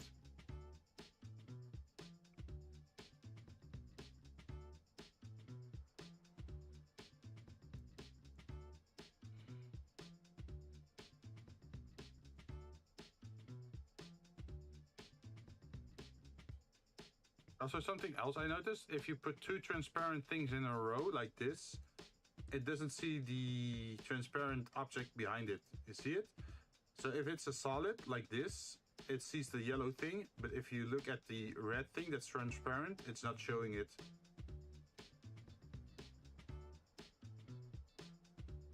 Blender witness, yeah. Like, I've been following like various tutorials, and most of them did it with like the add shaders to add like the different effects to each other, and another one did it with the Fresnel thing. So I just combined those two. I combined the Fresnel method with the separated color groups. Because here you have the IOR version, and here you can have the... Wait, let me just move it so you can see what happens. You see? Color moves in different angles depending on where you put it. And the IOR version can also be changed to have more or less.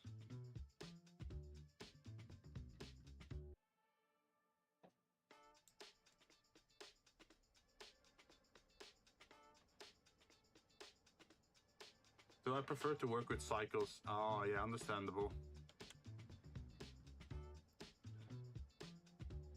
So I don't get half the weirdness with materials. Yeah.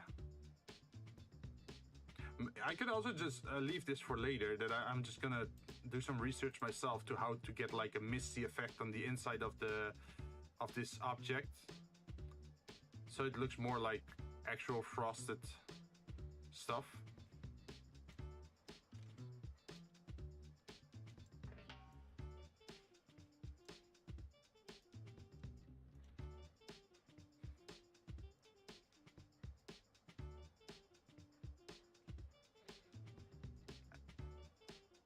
We also have like these things which has a little bit of transparency. I'm not sure if you can see it on stream, but this glass that's behind it, I can sort of see it through the umbrella. Yeah, I think you can see it on stream as well. You can see the outline a little bit of the glass. That's done on purpose for the umbrella. V-roid bag going for a cup of coffee. All right. Hope you have a good coffee.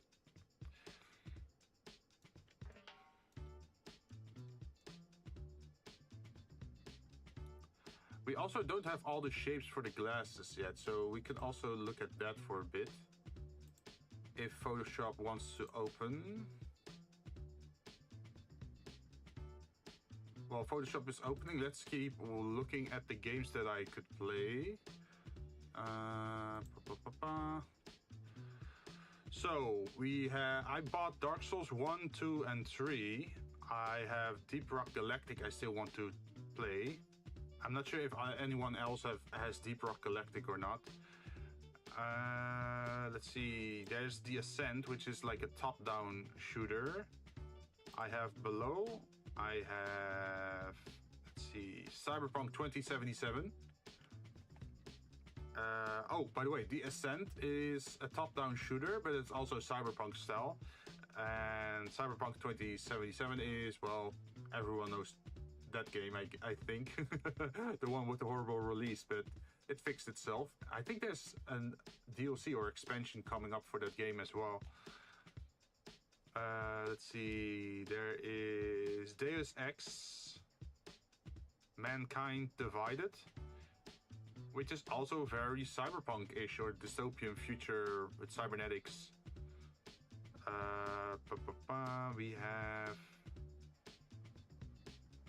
I still have to play GTFO as well. Same with the Hand of Merlin.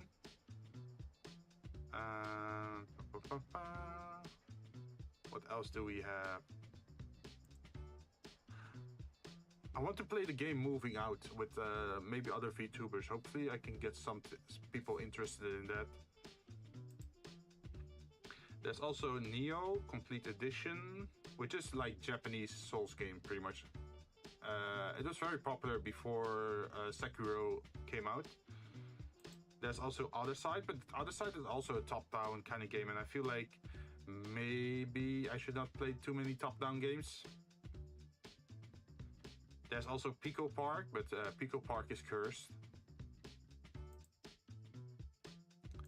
Project Warlock, I finished already. There's the game called Ruiner.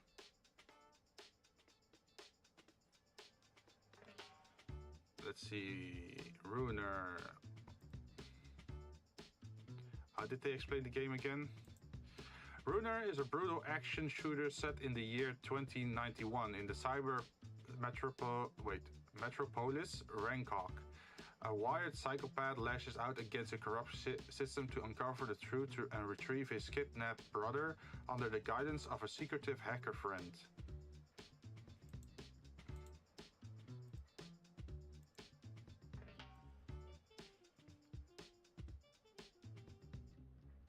Oh, that could be interesting as well.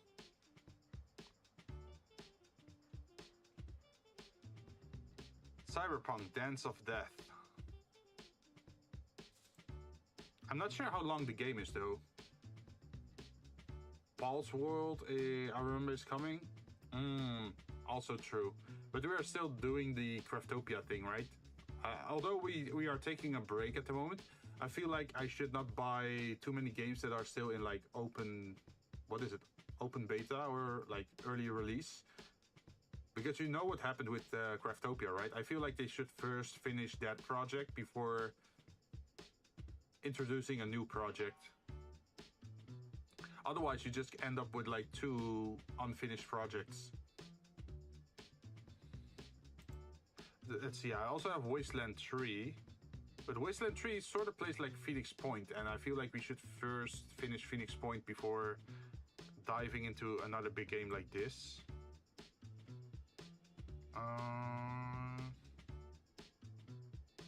Let's see.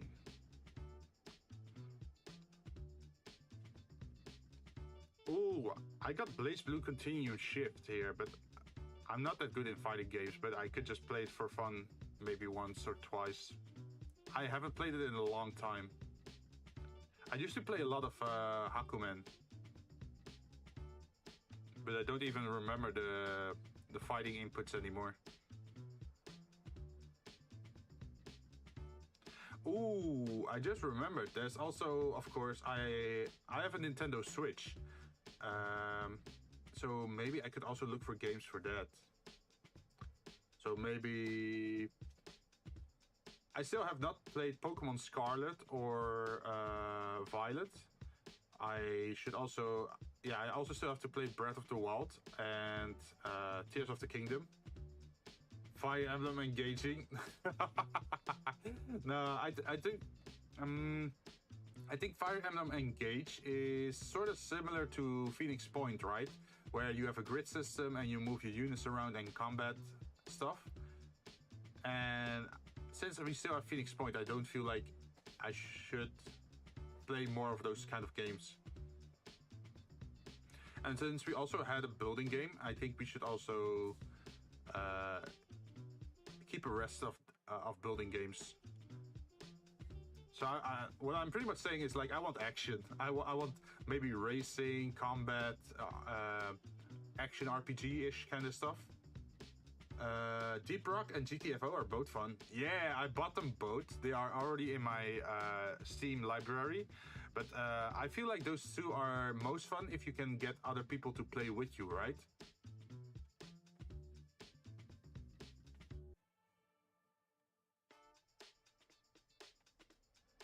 I love Deep Rock Galactic with a passion. Really? So wait, are you super experienced in Deep Rock Galactic? I have bought it, but I have not played it at all yet.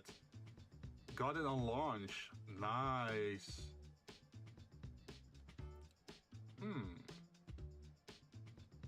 Wait, I wonder, how many other people here have Deep Rock Galactic? Because if we have enough people who have Deep Rock Galactic here, we could maybe play it with viewers. Like, then I don't have to search for VTubers, but I can just play with the viewers, right? Remember when the mission control didn't have a bar? What game? Deep Rock Galactic. It's like the, what is it, futuristic mining game where you're dwarves mining for, I think, what is it, like a space corporation?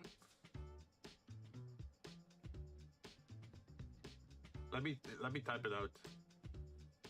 Deep Rock Galactic.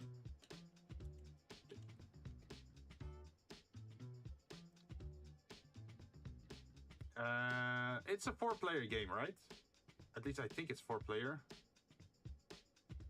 Oh, the name of the company is the name of the game. Okay, so we're working for Deep Rock Galactic, and we're a bunch of dwarves sent to like an asteroid or some kind of weird planet that's overrun with aliens, and we have to mine the valuable resources, right? 4-player co-op, yeah. Question, by the way, can you actually manage to play it solo? Can you actually survive the onslaught of aliens? Or is that like pretty much impossible?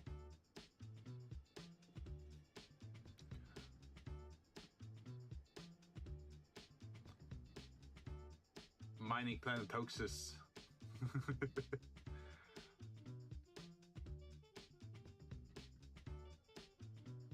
I wish there was an easy way. Wait, can I do a poll?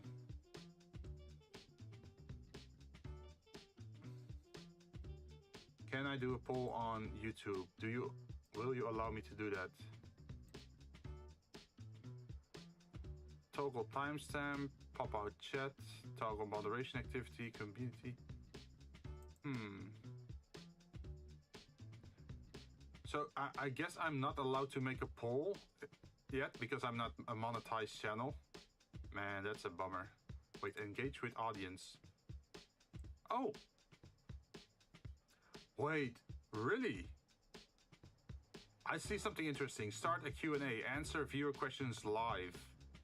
Or start a poll. So how do I start a poll? Ask a question. What game should we play next? Let's see, what were the options again?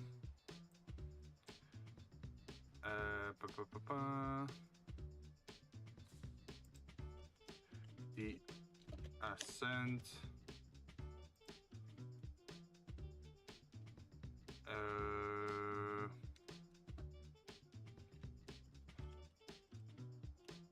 2077.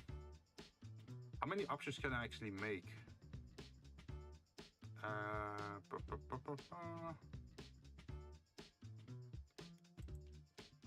Ruiner.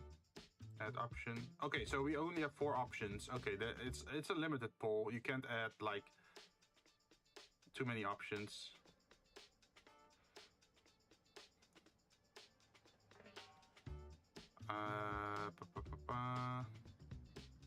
Let's see, I have the Ascent, Cyberpunk 2077, Ruin, and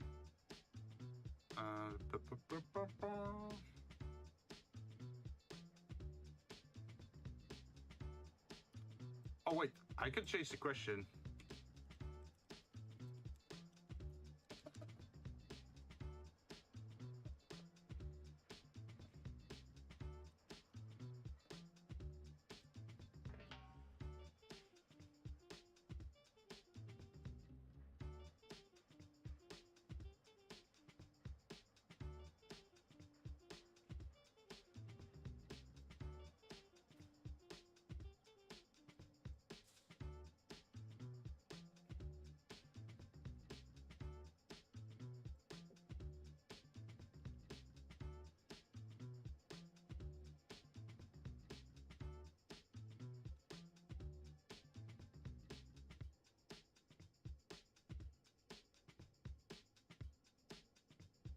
So I could add this then, right?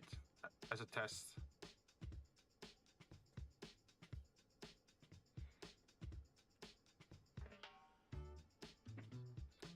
Let me tell me if you see it pop up.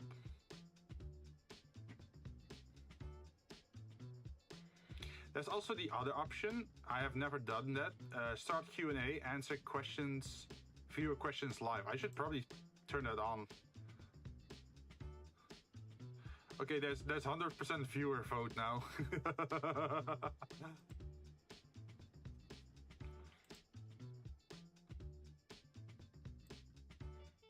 Maybe we can do that as a celebration for something special. Like once we reach a mile point, we're gonna play it with viewers then, because we do need to have a full party, right?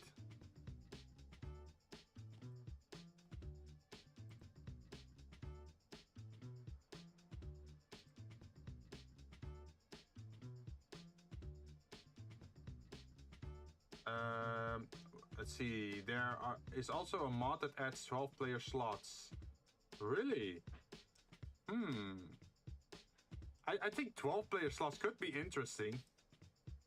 Any player count works. Wait, even solo?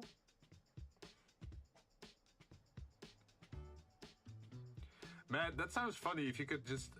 wait, how big are the maps, by the way? Like, is it fun to actually go with 12 people?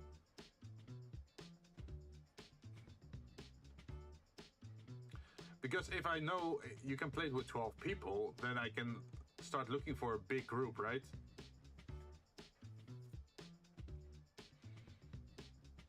Maybe I can just host a stream and then say, wait, the idea is I could host a stream and then just say, like, come join us in Deep Rock Galactic, ask in chat for an invite, something like that. And then we can have up to 12 people invited into the room. Like, maybe we only get like 1 or 2 people and it's like a 3-man party. Maybe we get like a full squadron. Let's see, any player count works. Yep, they are randomly generated every 15 minutes. So it depends, but the generation is very good. Wait, you mean like the level generation? Or like the mission generation?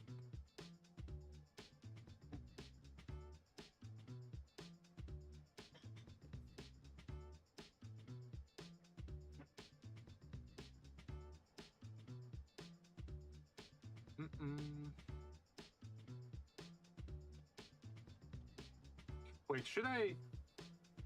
would it be an idea to do this on the Sunday? Like, do it on the 27th of August? Because then I have my whole anniversary thing, right? So maybe that could be part of the special celebration, that I just play with viewers, or like play with whoever joins the channel. The levels are generated, mission modes are the same. Oh, okay, so there's like a random group of mission modes, and once you pick the mission mode, there's a random level that's being generated for that mission mode, I'm guessing. That works fine.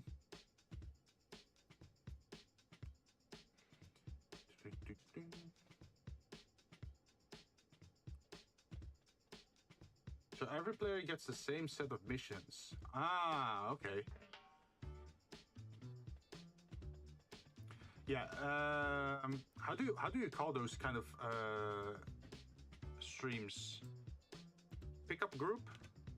Pick up group. Is that the term for it? Gaming definition. Pug, short for pickup group, is a term used in online games such as World of Warcraft, describing players that have formed a group with other players they have never met.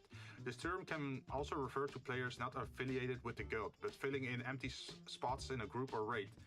So we can just call it like Deep Rock Galactic Pug message to join, something like that. And then we can just have fun with like random people. I'm terrible at explaining stuff. No problem, and I'm getting it. And that's not true. You're very good at explaining stuff. You have been helping me with Blender a lot. So I have full confidence in your capabilities.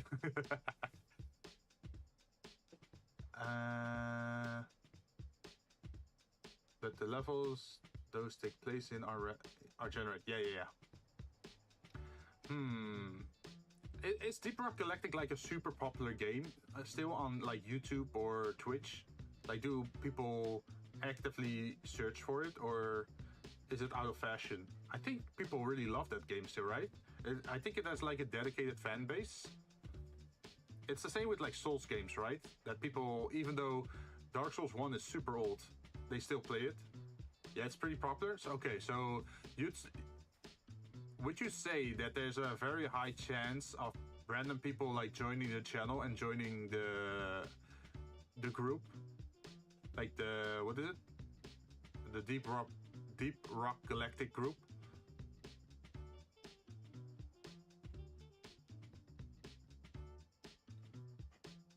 Also, how does it work? Do you make like a room, or do you send out invite codes, or can you only play with people on your Steam friend list? Join the server? Okay, so you host a game. And do I then send out an invite code, or do I invite through my Steam page?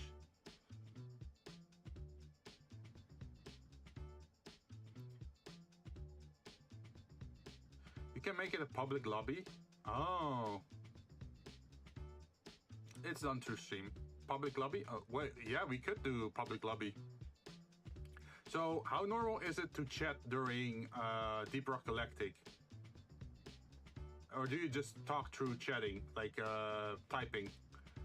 Because that's always the danger with random people, right? Is you're never sure what they're gonna say. Voice chat isn't used much? Perfect. So we can just keep it off, and then we don't get like random spam or like hate. Wait, how do you say that? Like troll messages. Okay, let me go write this down. Where is my pencil?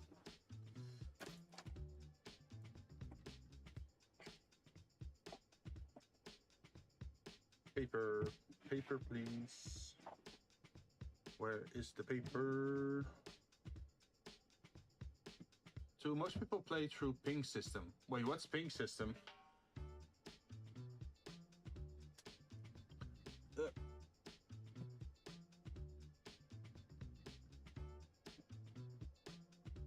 I need my booklet. Where's my booklet? And typing R in chat asking if everything is ready. Oh, everyone is ready. Okay, yeah. So it's mostly like those other type of MMORPGs, right? Like World of Warcraft, where you don't really always hang around in voice chat, but you just type stuff out. And you do a ready check before you start the raid encounter or start progressing in the dungeon in general. Like typical party play, right?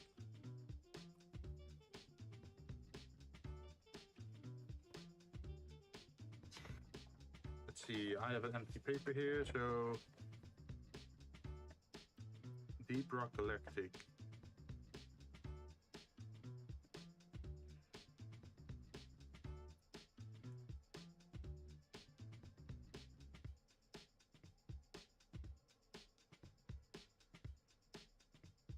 Maybe I should already schedule it in, just so we already know that it's gonna happen. Pretty much. All right. Pug.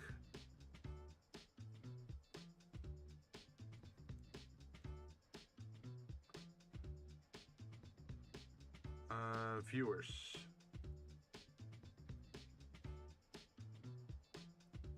Because on the 27th of August, it's like my 1-year anniversary on YouTube, so I wanted to do something special.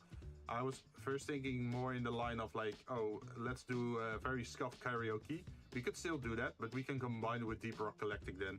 Because I don't think I'm gonna be singing for a very long time. I don't really have a good singing voice, but it's just like a fun thing to do, right? You could probably laugh your ass off how bad my vocals are.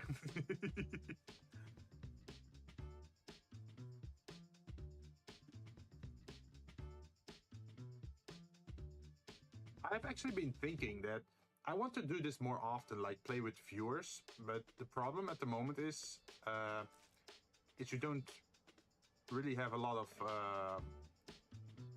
like, you need to have a pretty big viewer base that owns the game to reliably play this kind of game, right?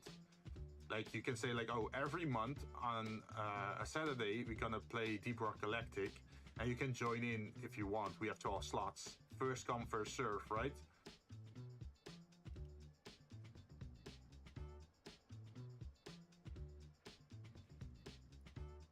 But that only works if you have a decent viewer base.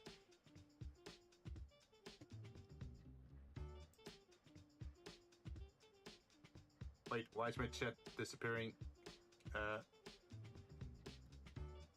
Chat. Okay, let me open up.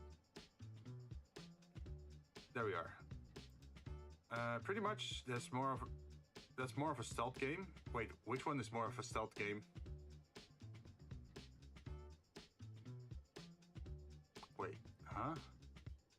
You mean World of Warcraft? World of Warcraft isn't really stealth, right? It's just party MMORPG. Wait, my message is not posting? Doesn't seem like it. Like, the last thing you said was I had 635 for me, and it says pretty much, and after that you said that's more of a stealth game. I had an error. Oh!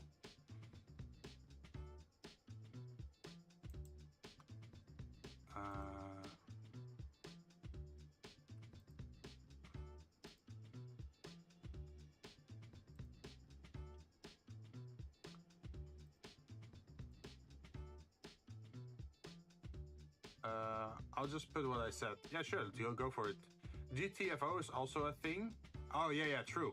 GTFO is more like a first-person shooter stealth game where you have to survive in some underground bunker, and then sometimes when you try to open certain gates, like hordes of monsters come, right?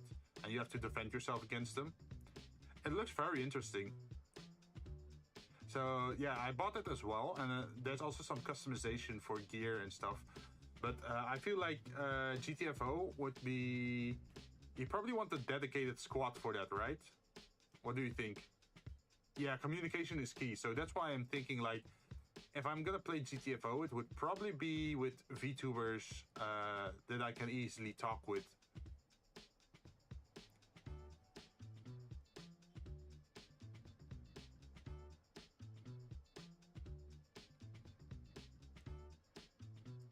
With,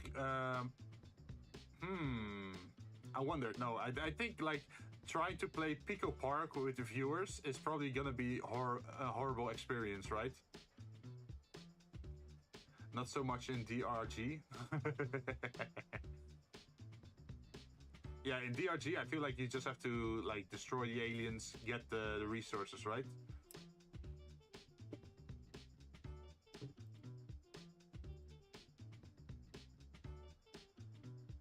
Let's see.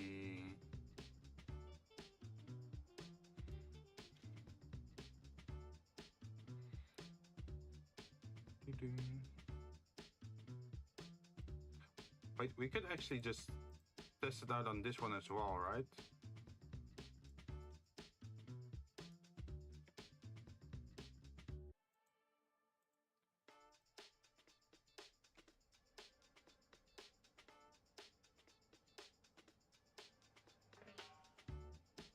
Shit. By the way, wasn't there like a hotkey for this sort of stuff? Like you select one ring,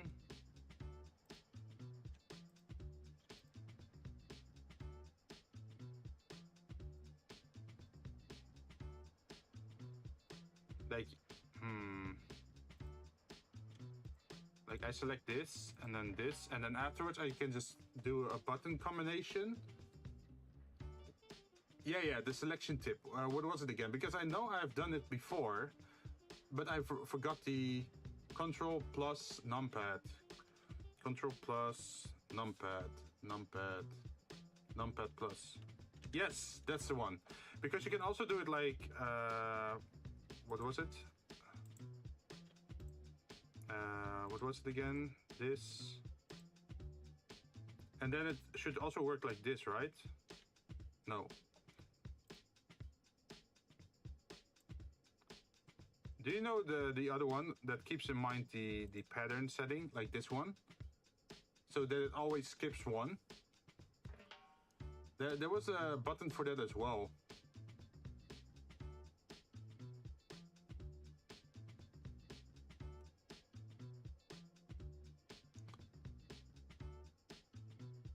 So it keeps doing the same pattern over and over outwards.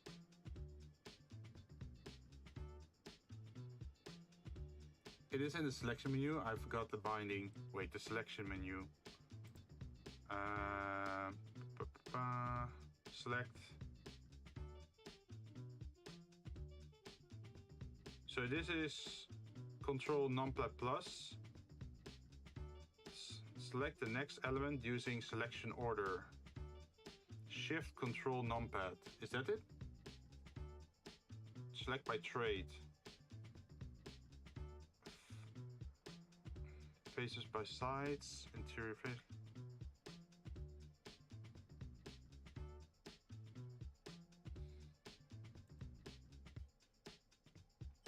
I don't think it is.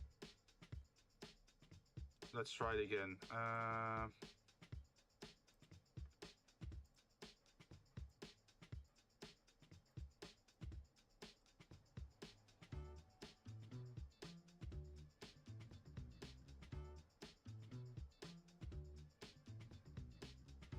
It's one of those. Okay.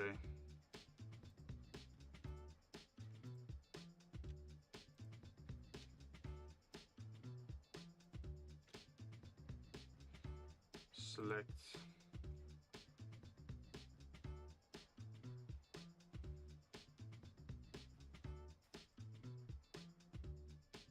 Oh. It is selecting something, all right. Select.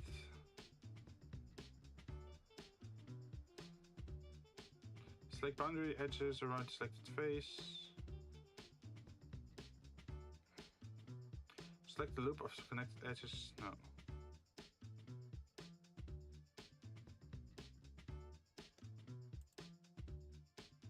Okay, so this one does do the pattern thing, as you can see.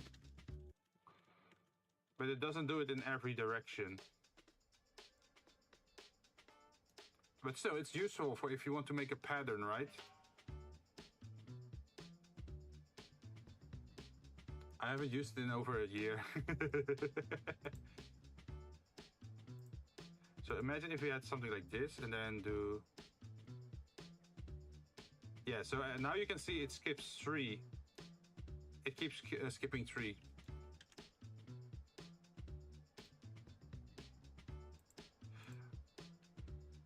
But hey, we found it out, and that's what's the most important thing. Oh.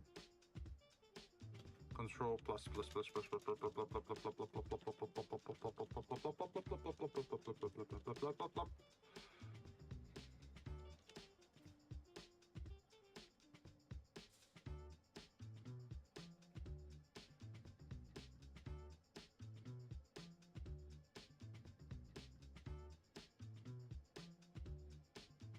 So we can now select mesh. Where are we? Duplicate. And then wait, it also picked the outside? No, that's not what we want. Damn it. I have to delete it again. Faces.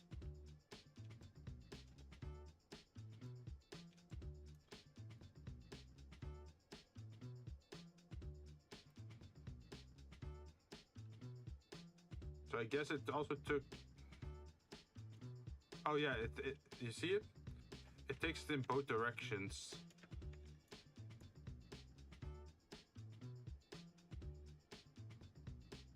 It's because of the mod. Wait, the mod?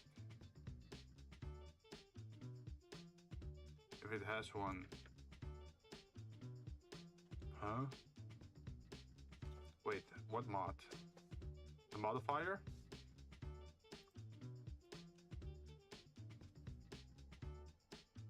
So imagine if we just did this one.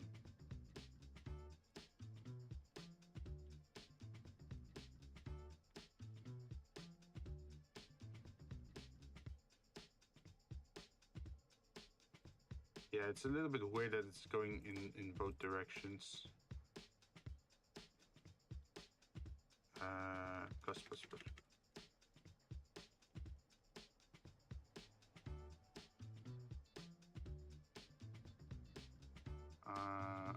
Yes.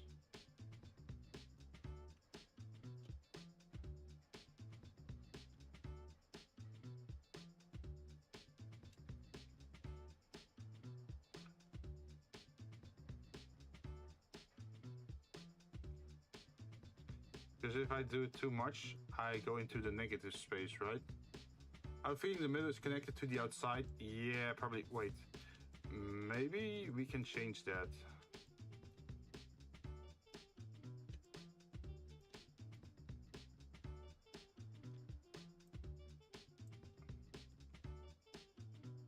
So what if we just select the centerpiece and do delete?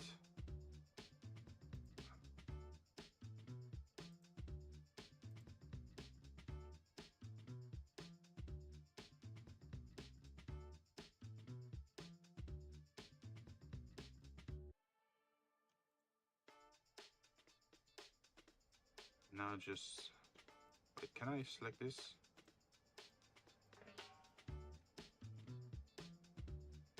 Maybe like this.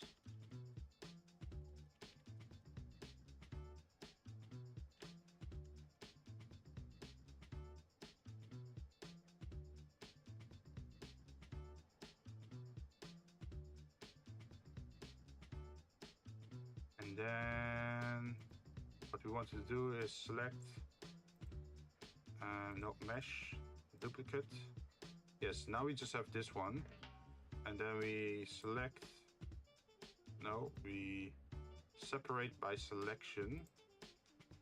Yes, now we go to object mode, select the other shape if possible.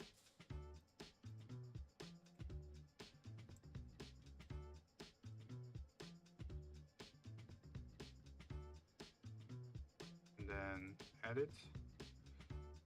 And then we pick the biggest layer, close it off, go to object mode, and then change this to fluid attempt as well.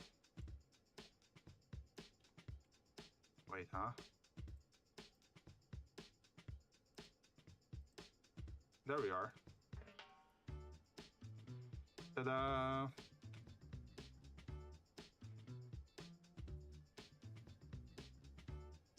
I've been seeing weird intersecting geo. Yeah, at the bottom. Because these things are made, let me show you. These things are actually made because of a curve. And then I used the screw and the solidify and the subdivision to it. So that's why I think it's acting weird at the bottom here. You aren't making it for a game, so it's fine. Yeah, it's just for a 3D thing.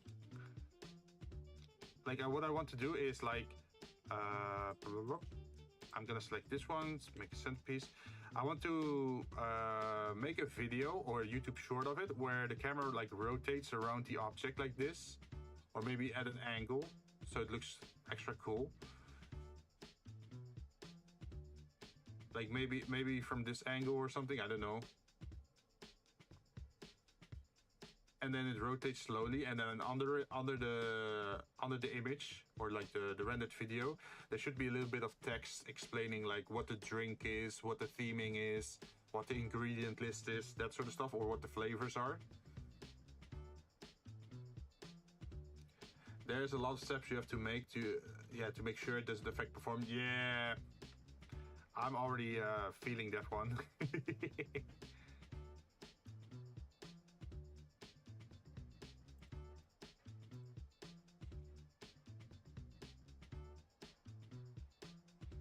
Let's see, we can probably bring this down, back, a little bit to the left.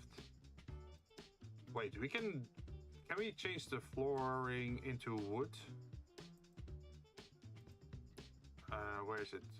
Wood grain.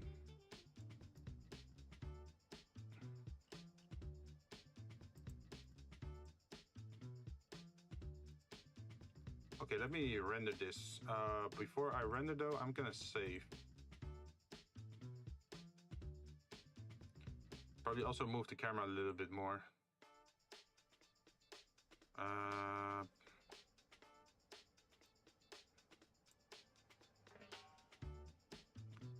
Like this. Render image. Set floor scale. Might be why it looks weird. Oh, for the wood grain?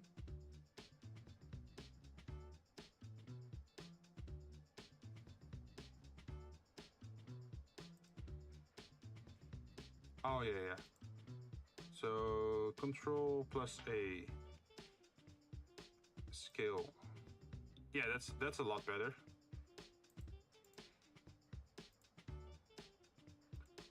Let's try to re-render this.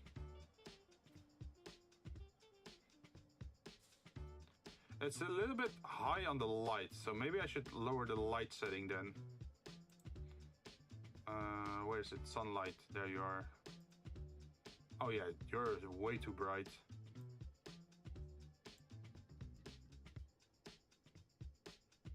Where's the sunlight one? There it is.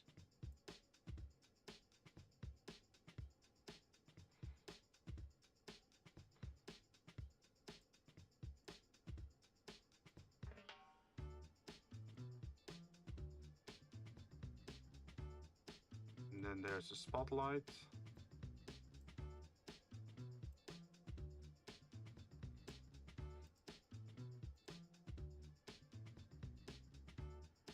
Let's see what that looks like. Render image.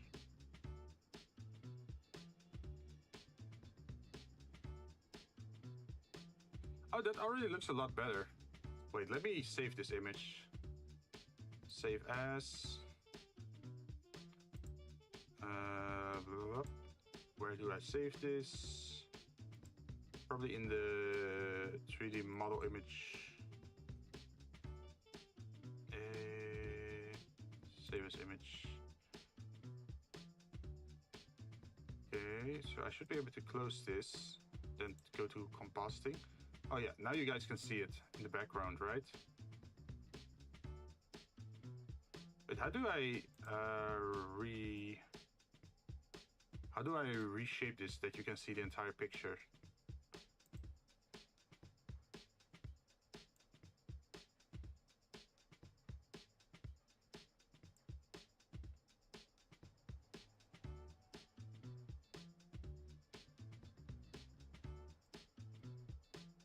No, it's not that. Because the background is not zooming. Oh, wait, here. Is it the setting somewhere up here?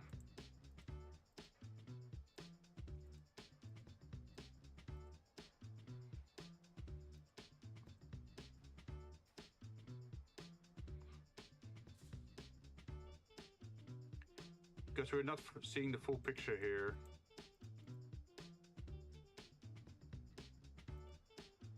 View. Oh, there you go. Ta-da!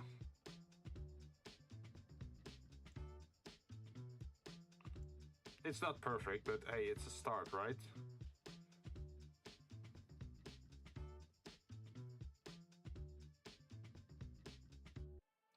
at least we have some sort of realistic glasses, and once the liquid is in with the decorations, I think it could look very nice. We could probably put the straw in like these long neck, like these long glasses. Well, maybe the fruit bits could maybe be in the martini glass. Just stuff like that.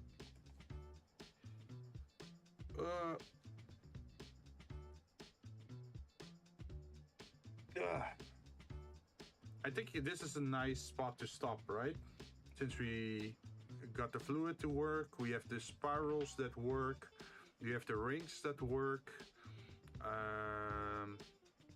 I have to do some research for the ice cubes. Use a curve to... Yeah, I did.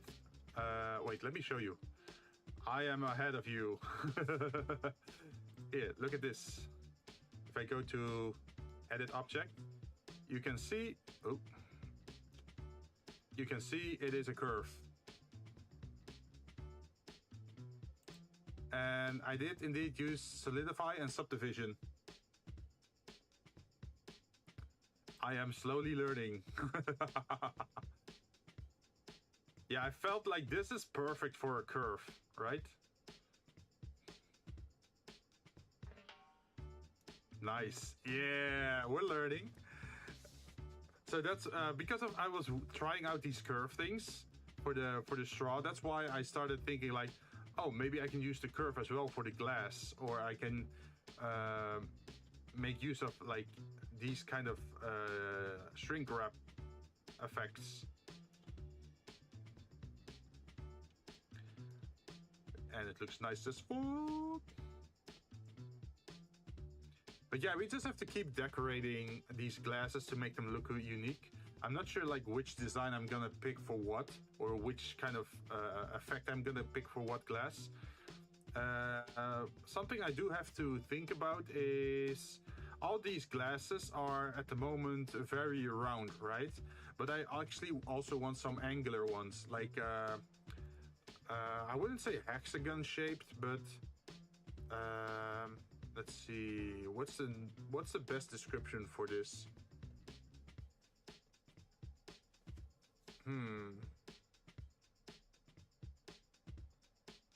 You know, the ones with like decoration on the glass side, that it sticks out a little bit more, that there's like, what is it, like whiskey glasses? Like, I think those whiskey glasses tend to have like more angular shapes, like corners to the glass pieces, which makes it look like something like a D20 or something, I don't know. Instead of like all rounded, it has like these polygon curves still to the glass. So I was thinking about maybe using that for one of the glasses, but I still have to do some research for that. A D20 glass would be cool. Oh, yeah, wait. Yeah, that would be cool. And then it's just open at the top, you mean? Now the question is, we should have what number are you getting? Like, is it a net 20 or is it like a natural 1?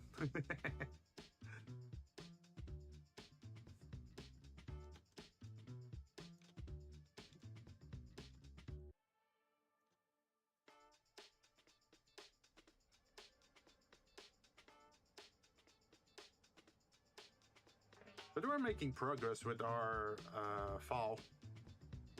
Anything for luck?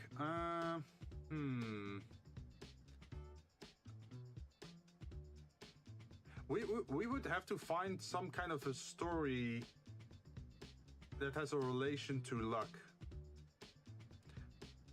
Most of the drinks that I have are more like misfortune, grief, or like bad things happening. Could use normal maps to add the numbers. Oh, true. Wait, we could use the normal maps for that, but couldn't we also do the shrink wrap thing and then do a boolean so that it's actually engraved into the glass for real? I'm not sure how well that works. make it look like it's actual part of the glass. Yeah. So what I was thinking is like I could just use the font to type something in 3D and then shrink wrap it to the object and then use a boolean maybe to cut it out. I'm not sure if that's actually something that could work. Ooh, we could actually use that for these glasses as well, right? So imagine this metal ring is... You know what?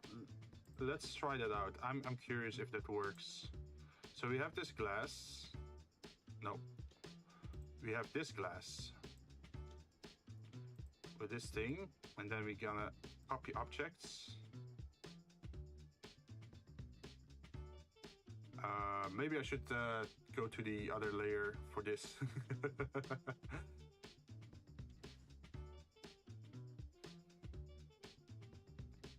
Because it doesn't seem to be responding. Okay, let's go to this one. Then duplicate objects. And then over the y-axis, let's put you over here. And then I'm gonna select you. And then duplicate objects on you. And then the the screw shape could go in the other direction then. Like this.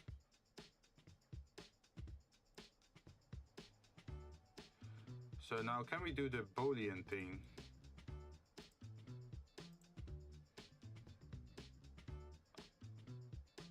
Nope.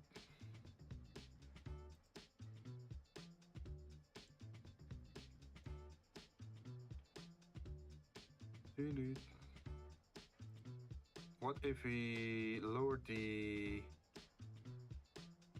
let's see, screw iterations, access port, shrink wrap.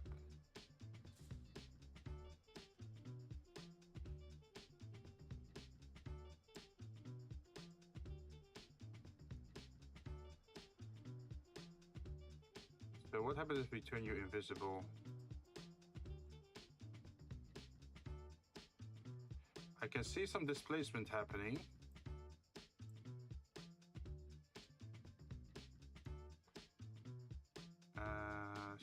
Second shrink wrap.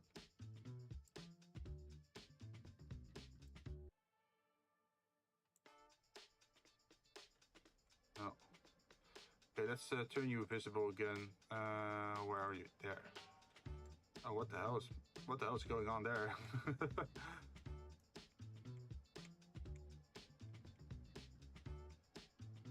Oh shit. Oh, fuck.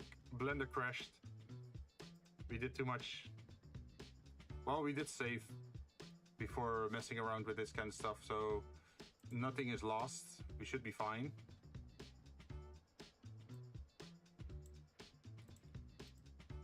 Yep, we're still here, so I can just try again. So what I was thinking is like, we could be etching this metal shape into the glass, but I guess it doesn't like it. So I would have done it curve, no geo, add shrink map.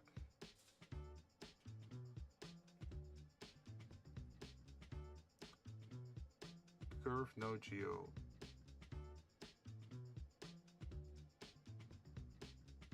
Curve, no geo. Huh?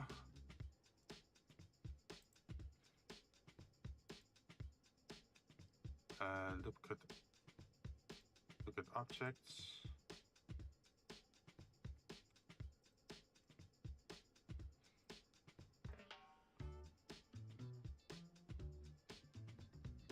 So we should make the shape maybe a little bit simpler while we're working on it.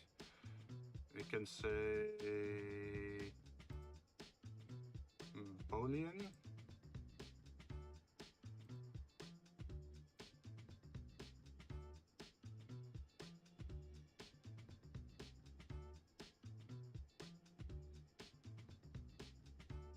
Let's undo that.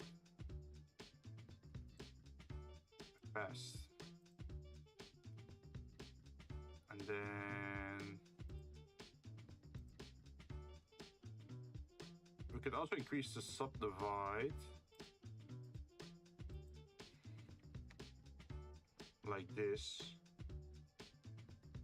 It just has to clip through the surface of the glass. 1.2.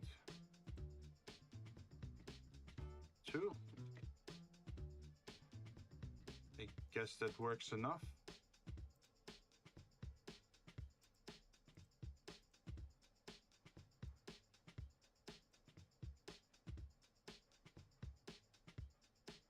So what I meant is something like this. Although it doesn't look nice at the moment, but you can see there is like this thing etched into the side of the glass, right? I was thinking like maybe you could do it like that, but I guess the easiest way is to just use a texture pattern or something and apply that to the glass surface. Oh, it's crashing again. It really doesn't like it when I do that. Let's see. Let me read up on what you said. So I would have done it curve, no geo. Add shrink map, get a curve, don't add geo, add screw mod, then shrink wrap, convert to apply mods, then convert back to curve, add geo in curve menu.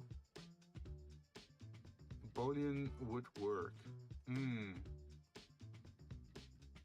Let me, otherwise, wait, I can search up a picture of maybe the glass that I am thinking of.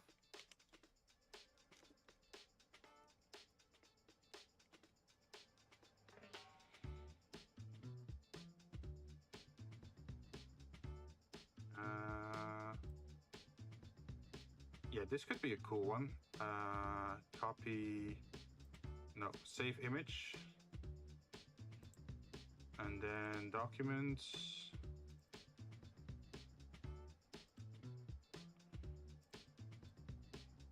Place. Let's see, what's the easiest way to show this on screen? This is the, yeah, this is still an empty thing I could change. Properties, browser, where is it?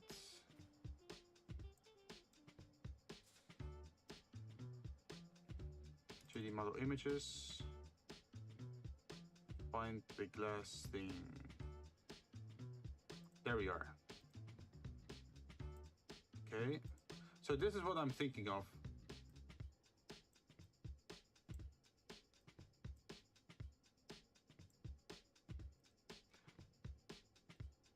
Maybe I can just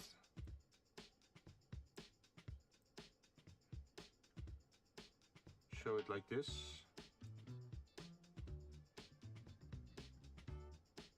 See, this glass has a very cool effect to it. Yeah, sculpting could work, but I feel like sculpting is freeform, right? And what you want is like a very specific pattern like this.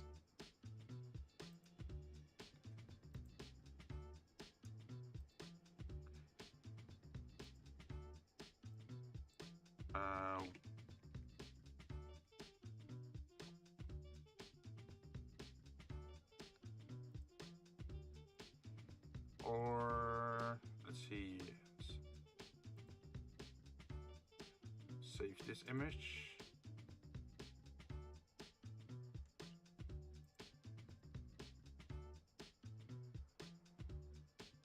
Oh, yeah. This is the type of glass that I mean. There's also another one. Where is it?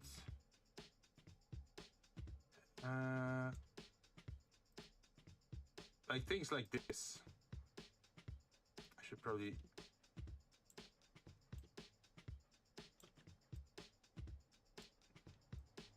Wait, huh? Oh, there we go.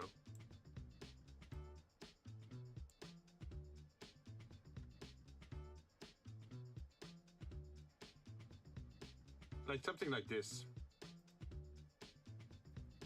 Oh yeah, that would go through texturing, through the power of normal maps. Yeah, like if I can make maybe an interesting pattern like this in maybe Photoshop, then I could export that and then import it into Blender as a texture to be used for the normal, right?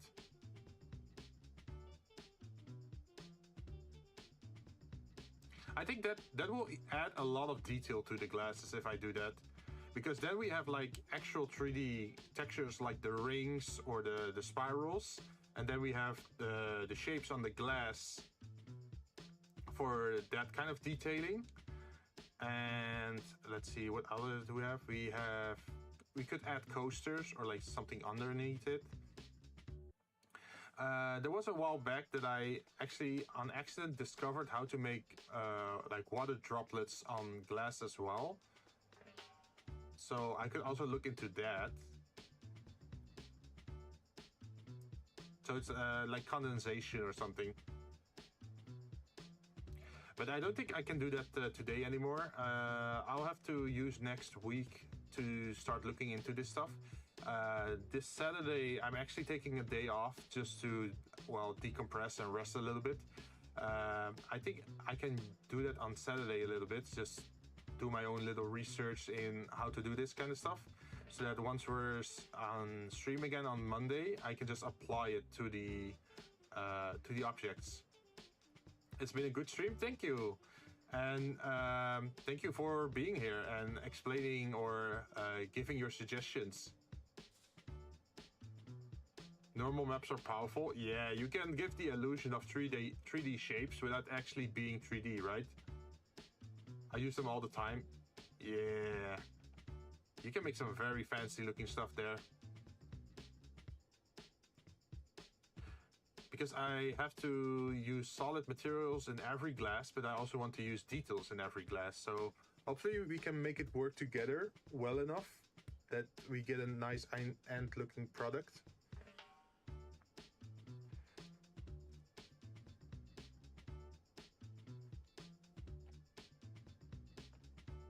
Oh, what we could also do is just make a 3D D20 dice and make it float in the cup. Oh, even better. Imagine an ice cube in the shape of a D20. So it just it floats in your drink, and sometimes it could be a natural one, sometimes it could be 20. It depends on the buoyancy of the ice, right? Which one faces upwards. So every time you drink, like you order the drink, you could get a different number, pretty much. That would be great. Yeah. So you can actually make like world building lore. Well, it's not really lore, but like a fun fact of it. Like, oh, if you order this drink and you get a natural 20, you get a second one for free.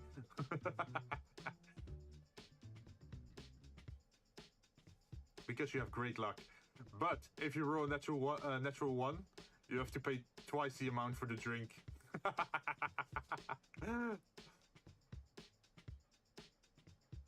Well, I'm not sure what I'm gonna do yet, but it is. These are some fun ideas. Maybe they are weighted. Well, you know how it is with ice, right? All are random. Yeah. So, because ice is already random by itself, right? Because there might be air bubbles trapped inside the glass, or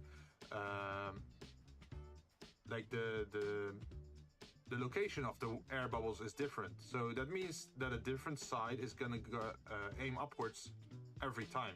It's not always gonna be the D20 side. So I think because of the nature of how water freezes up into ice, you can already have that randomness effect.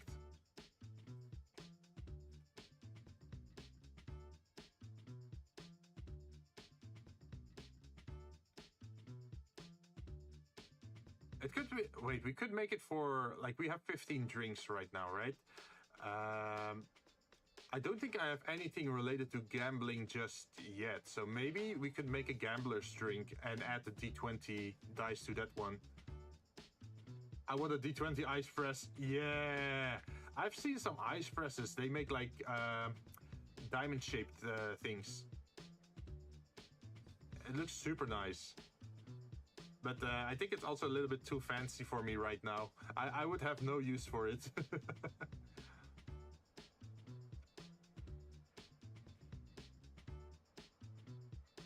It would be cool though.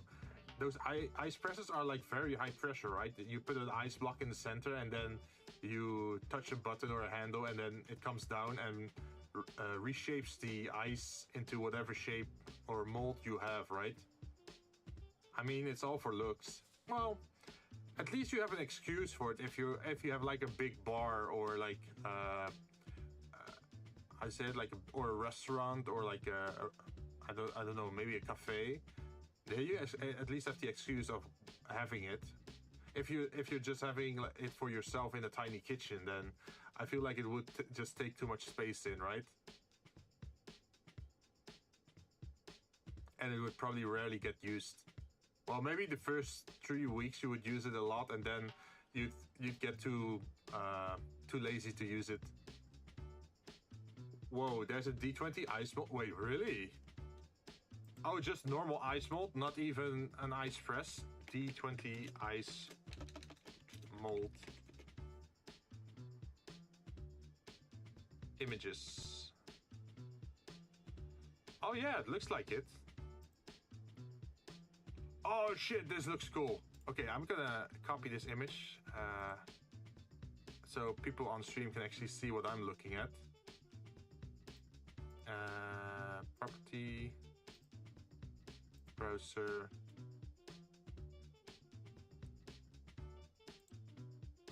There we go.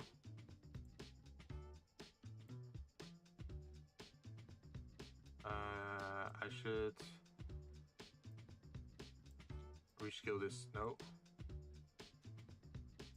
How did I do this again? Oh, there we go.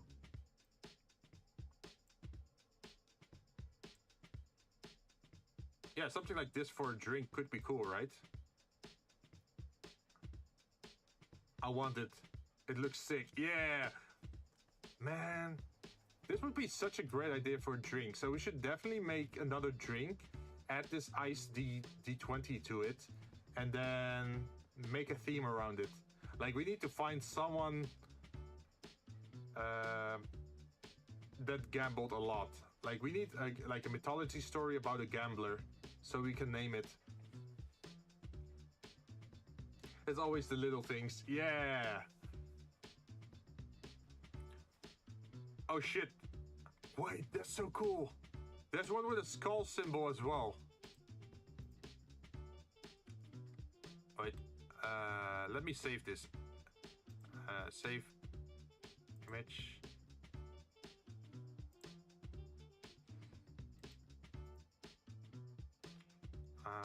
Save. Okay, I can show multiple ones now then.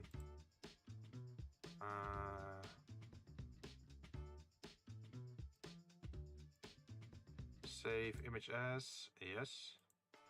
So this is the D20 one, right? So let me change the image to the other one that I saw.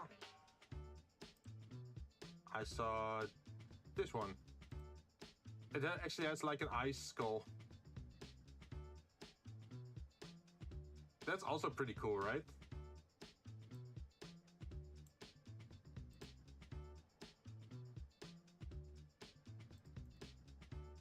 And let's see, what else do we have? I saw another one.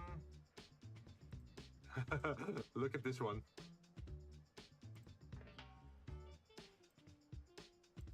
There's a Buddha-shaped one. Each drink has its own ice. Maybe. Like, what I was planning is like, not every drink has to have ice in it. Like, imagine there are 15 drinks, then maybe only 5 of them have ice in it. And like 5 others would have like straws in it, or 5 others would have umbrellas in it. So there's like some variation. I think if there was ice and straws in every drink, then it would look a little bit, how should I say this? Like too much the same, right? Would be a lot of work. Depends. We already have the glass texture, so we just have to apply it to the shapes, right? But we would have to 3D model this kind of shit. Also, one thing I saw was very cool is, where is it? This one. Look at that.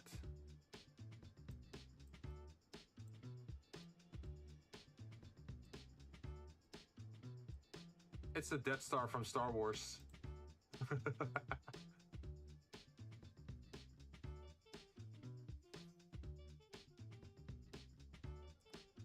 But damn, there's so much detail you can just put. Oh wait, there's also one shape like the moon. It's pretty much just a rough ball texture, which makes it look like a moon. I love the way the water refracts it. Yeah. Looks so nice.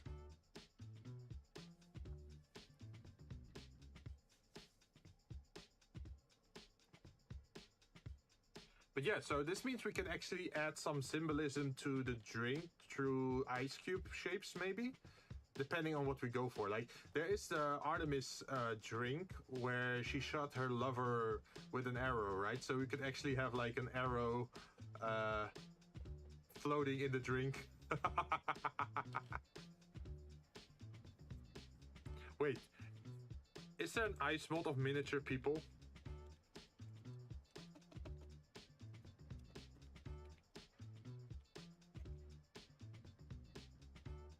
Oh wait, I see an ice shape for a heart and I see an ice shape for a brain. That's dark, man. I don't see any human silhouette. Imagine you have just tiny humans floating in your drink.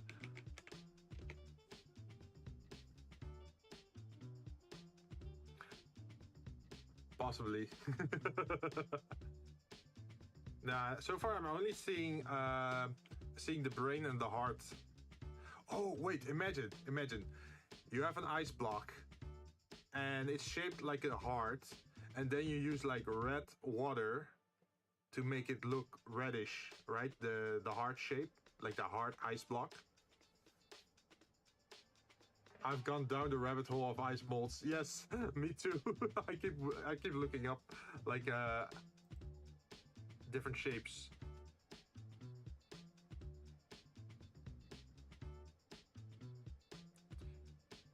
Oh, there are some human shapes for silicon, like silicon molds for plaster, so you can make like humanoid miniatures, but nothing's stopping you from filling it with water and putting it in your freezer, right?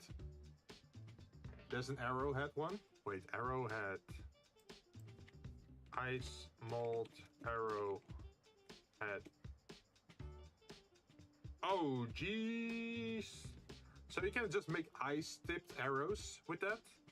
Like, imagine you just put that water or put that mold in your freezer, and then you prepare the stick and the arrow, or like the feathers, and then once it's done, you just quickly attach the ice tip to your arrow, so you have actually ice arrows.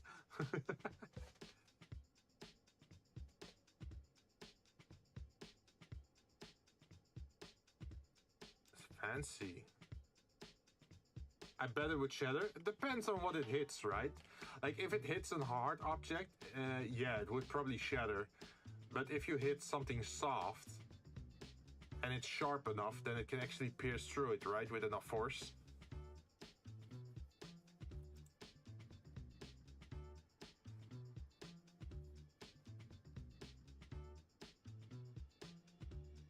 I think it's also interesting for just cosplay purposes. You can just use the arrowhead mold to make something from rubber, and then add the rubber tip to your arrow, so it doesn't actually do any harm and it's not sharp.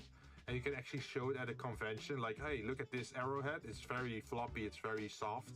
It just looks sharp, but it's actually made out of rubber.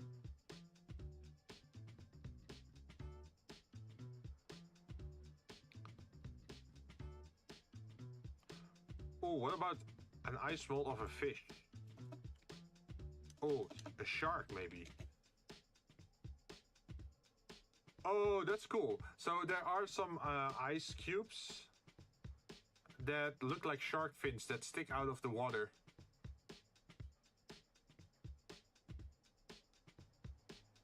Because most of the mass is on the bottom side.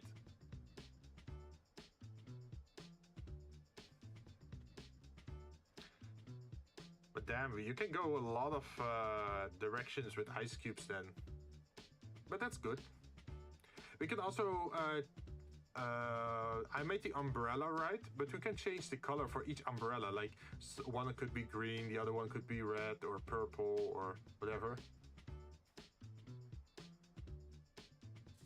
Because I do want every drink to look unique, so you can easily spot it. Like, oh yeah, that's the Nevermore blackberry mix, or oh yeah, that's the Eden's apple drink. So you don't have to really think about it again. Like, oh, which drink was that again?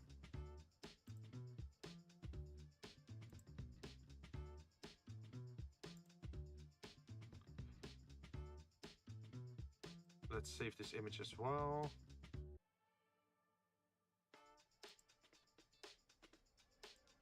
Also want to show another whiskey glass. Where is it? There it is. Look at this. Oh, wait, it's way too big.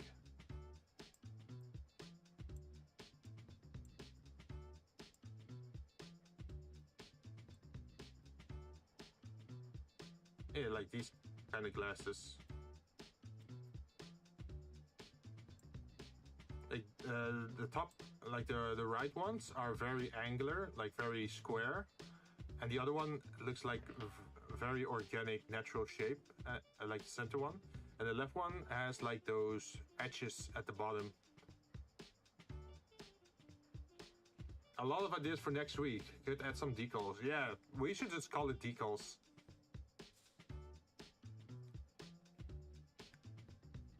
But that's the cool thing about 3D modeling, right? You can just do whatever you want, you can make whatever you want, and keep changing whatever you want until it suits your needs. But yeah, I think I'm gonna end stream now. We have plans for next week Monday, and I should prepare for that on Saturday. Tomorrow I'll be playing Jurassic World again, and I'll be building the carnivore and the aquatic dinosaur and the carnivore area more. We already made a start last week with that, but we're gonna continue that. On Thursday I am gonna play Sticks solo to see how far I can get, because I do want to finish that game. There's 100 ways to do the same thing in 3D. Yeah. And that's also very cool. Like for every object you make, you can use different approaches, right? Like some people prefer to start with cylinders, other people prefer to start with curves and then make a screw to make it round, right? Everything's possible pretty much.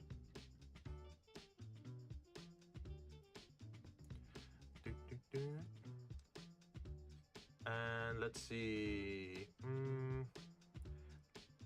Oh yeah, the last thing was that on my anniversary I might do a little bit of karaoke and then mix it up with some Deep Rock Galactic. Maybe even more, I don't know yet. Depends what we feel like, right? I think that's a pretty good thing to end up on. Anyway, thank you for the stream. No. Thank you for watching.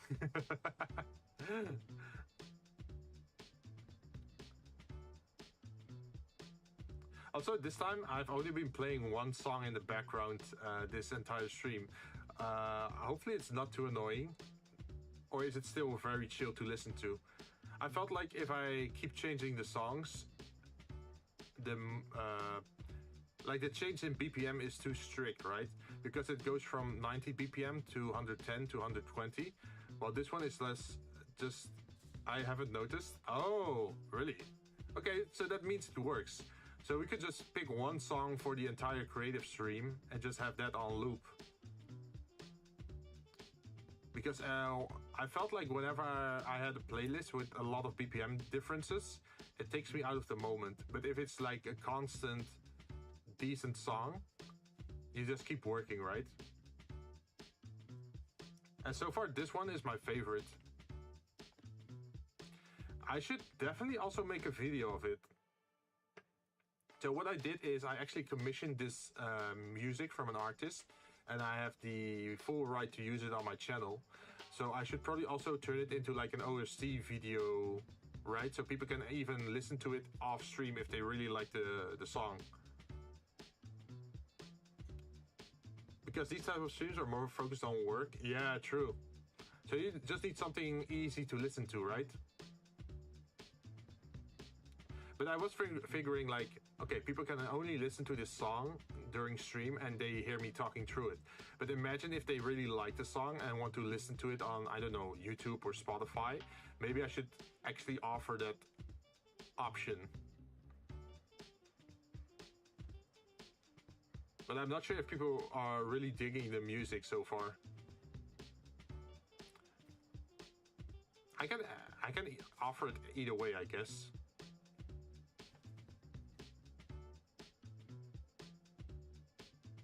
And make let people decide for themselves if they like the music or not.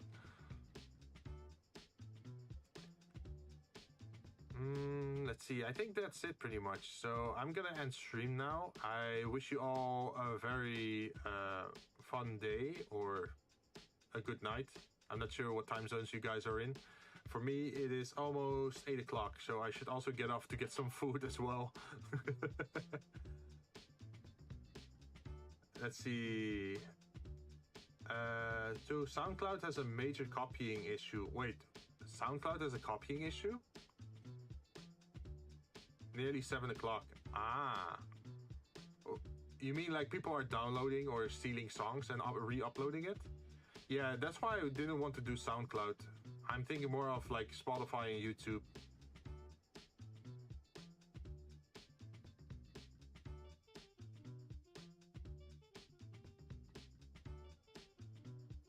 I think that's the safer option, right? Because people can then stream the music from Spotify and put it in their playlist, or maybe the music appears randomly in someone's playlist. And on YouTube, it's just attached to my channel. So that could actually help with my watch hours or subscriber count if people really like the music. Pretty much, you can't find the OG creator on SoundCloud. So many copies. Yeah, that's really a shame. Hopefully that doesn't happen with my channel's music. Because I put some money into it to make some custom music. I think, yeah, it's 3 to 4 weeks ago that I ordered this one together with 2 other songs. And before it, I only had like the slow jazz songs.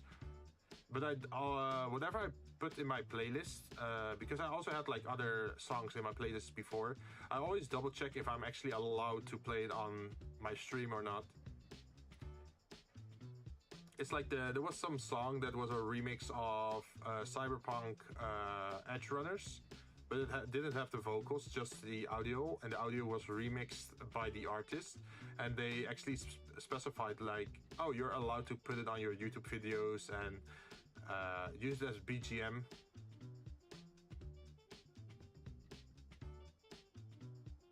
So it really depends per artist. But I feel it's safest to just have your own music, that no one can actually ever copyright strike you, right? Like if you just commission music or art from an artist and just explain the entire situation, like, oh, I want to have my own original music on my channel where I will never get copyright striked with, then usually those artists can already work with that. Copyright is annoying because they aren't really made for the internet. True, it's a very old system made from before the internet, and people are actually struggling with that as well. Like, who has the copyright if an AI made an art piece or like an image, right? Or a music piece? Or who owns the copyright to a certain beat? Can you copyright a beat? Because there's only so many beats you can create, right? With music instruments. So if you have like a beat at 80 beats per minute and it's a very simple beat, can you copyright that or not? That's always the question. And some artists have been doing some really strange things. But on the other hand, I can also understand that certain artists or like singers, they don't like their voice to be used by AI. There have been AIs that have been used to learn voices and then copy them over for other things. I think it's there's a YouTube channel where you can hear Trump, Biden, and Barack Obama playing Minecraft with each other. And it's using AI, I think, to make it sound like them. Law is slow. It always is. It's always too slow. First, something bad has to happen before they actually want to introduce a new law. Oh well. Troubles for later, right? I'm not big enough to worry about copyright. Maybe I have to start worrying more about that once I get like to 1,000 subscribers or whatever. But we're still safe for now. But yeah, that's pretty much it for today. Anyway, I'm delaying you. Yeah, it's okay, it's okay. It's fun talking to you. But yeah, I'm gonna head off now and wish you a very good day. And good dinner as well, if you didn't have any. I'm gonna go get my dinner right now. Bye-bye, and see you next time.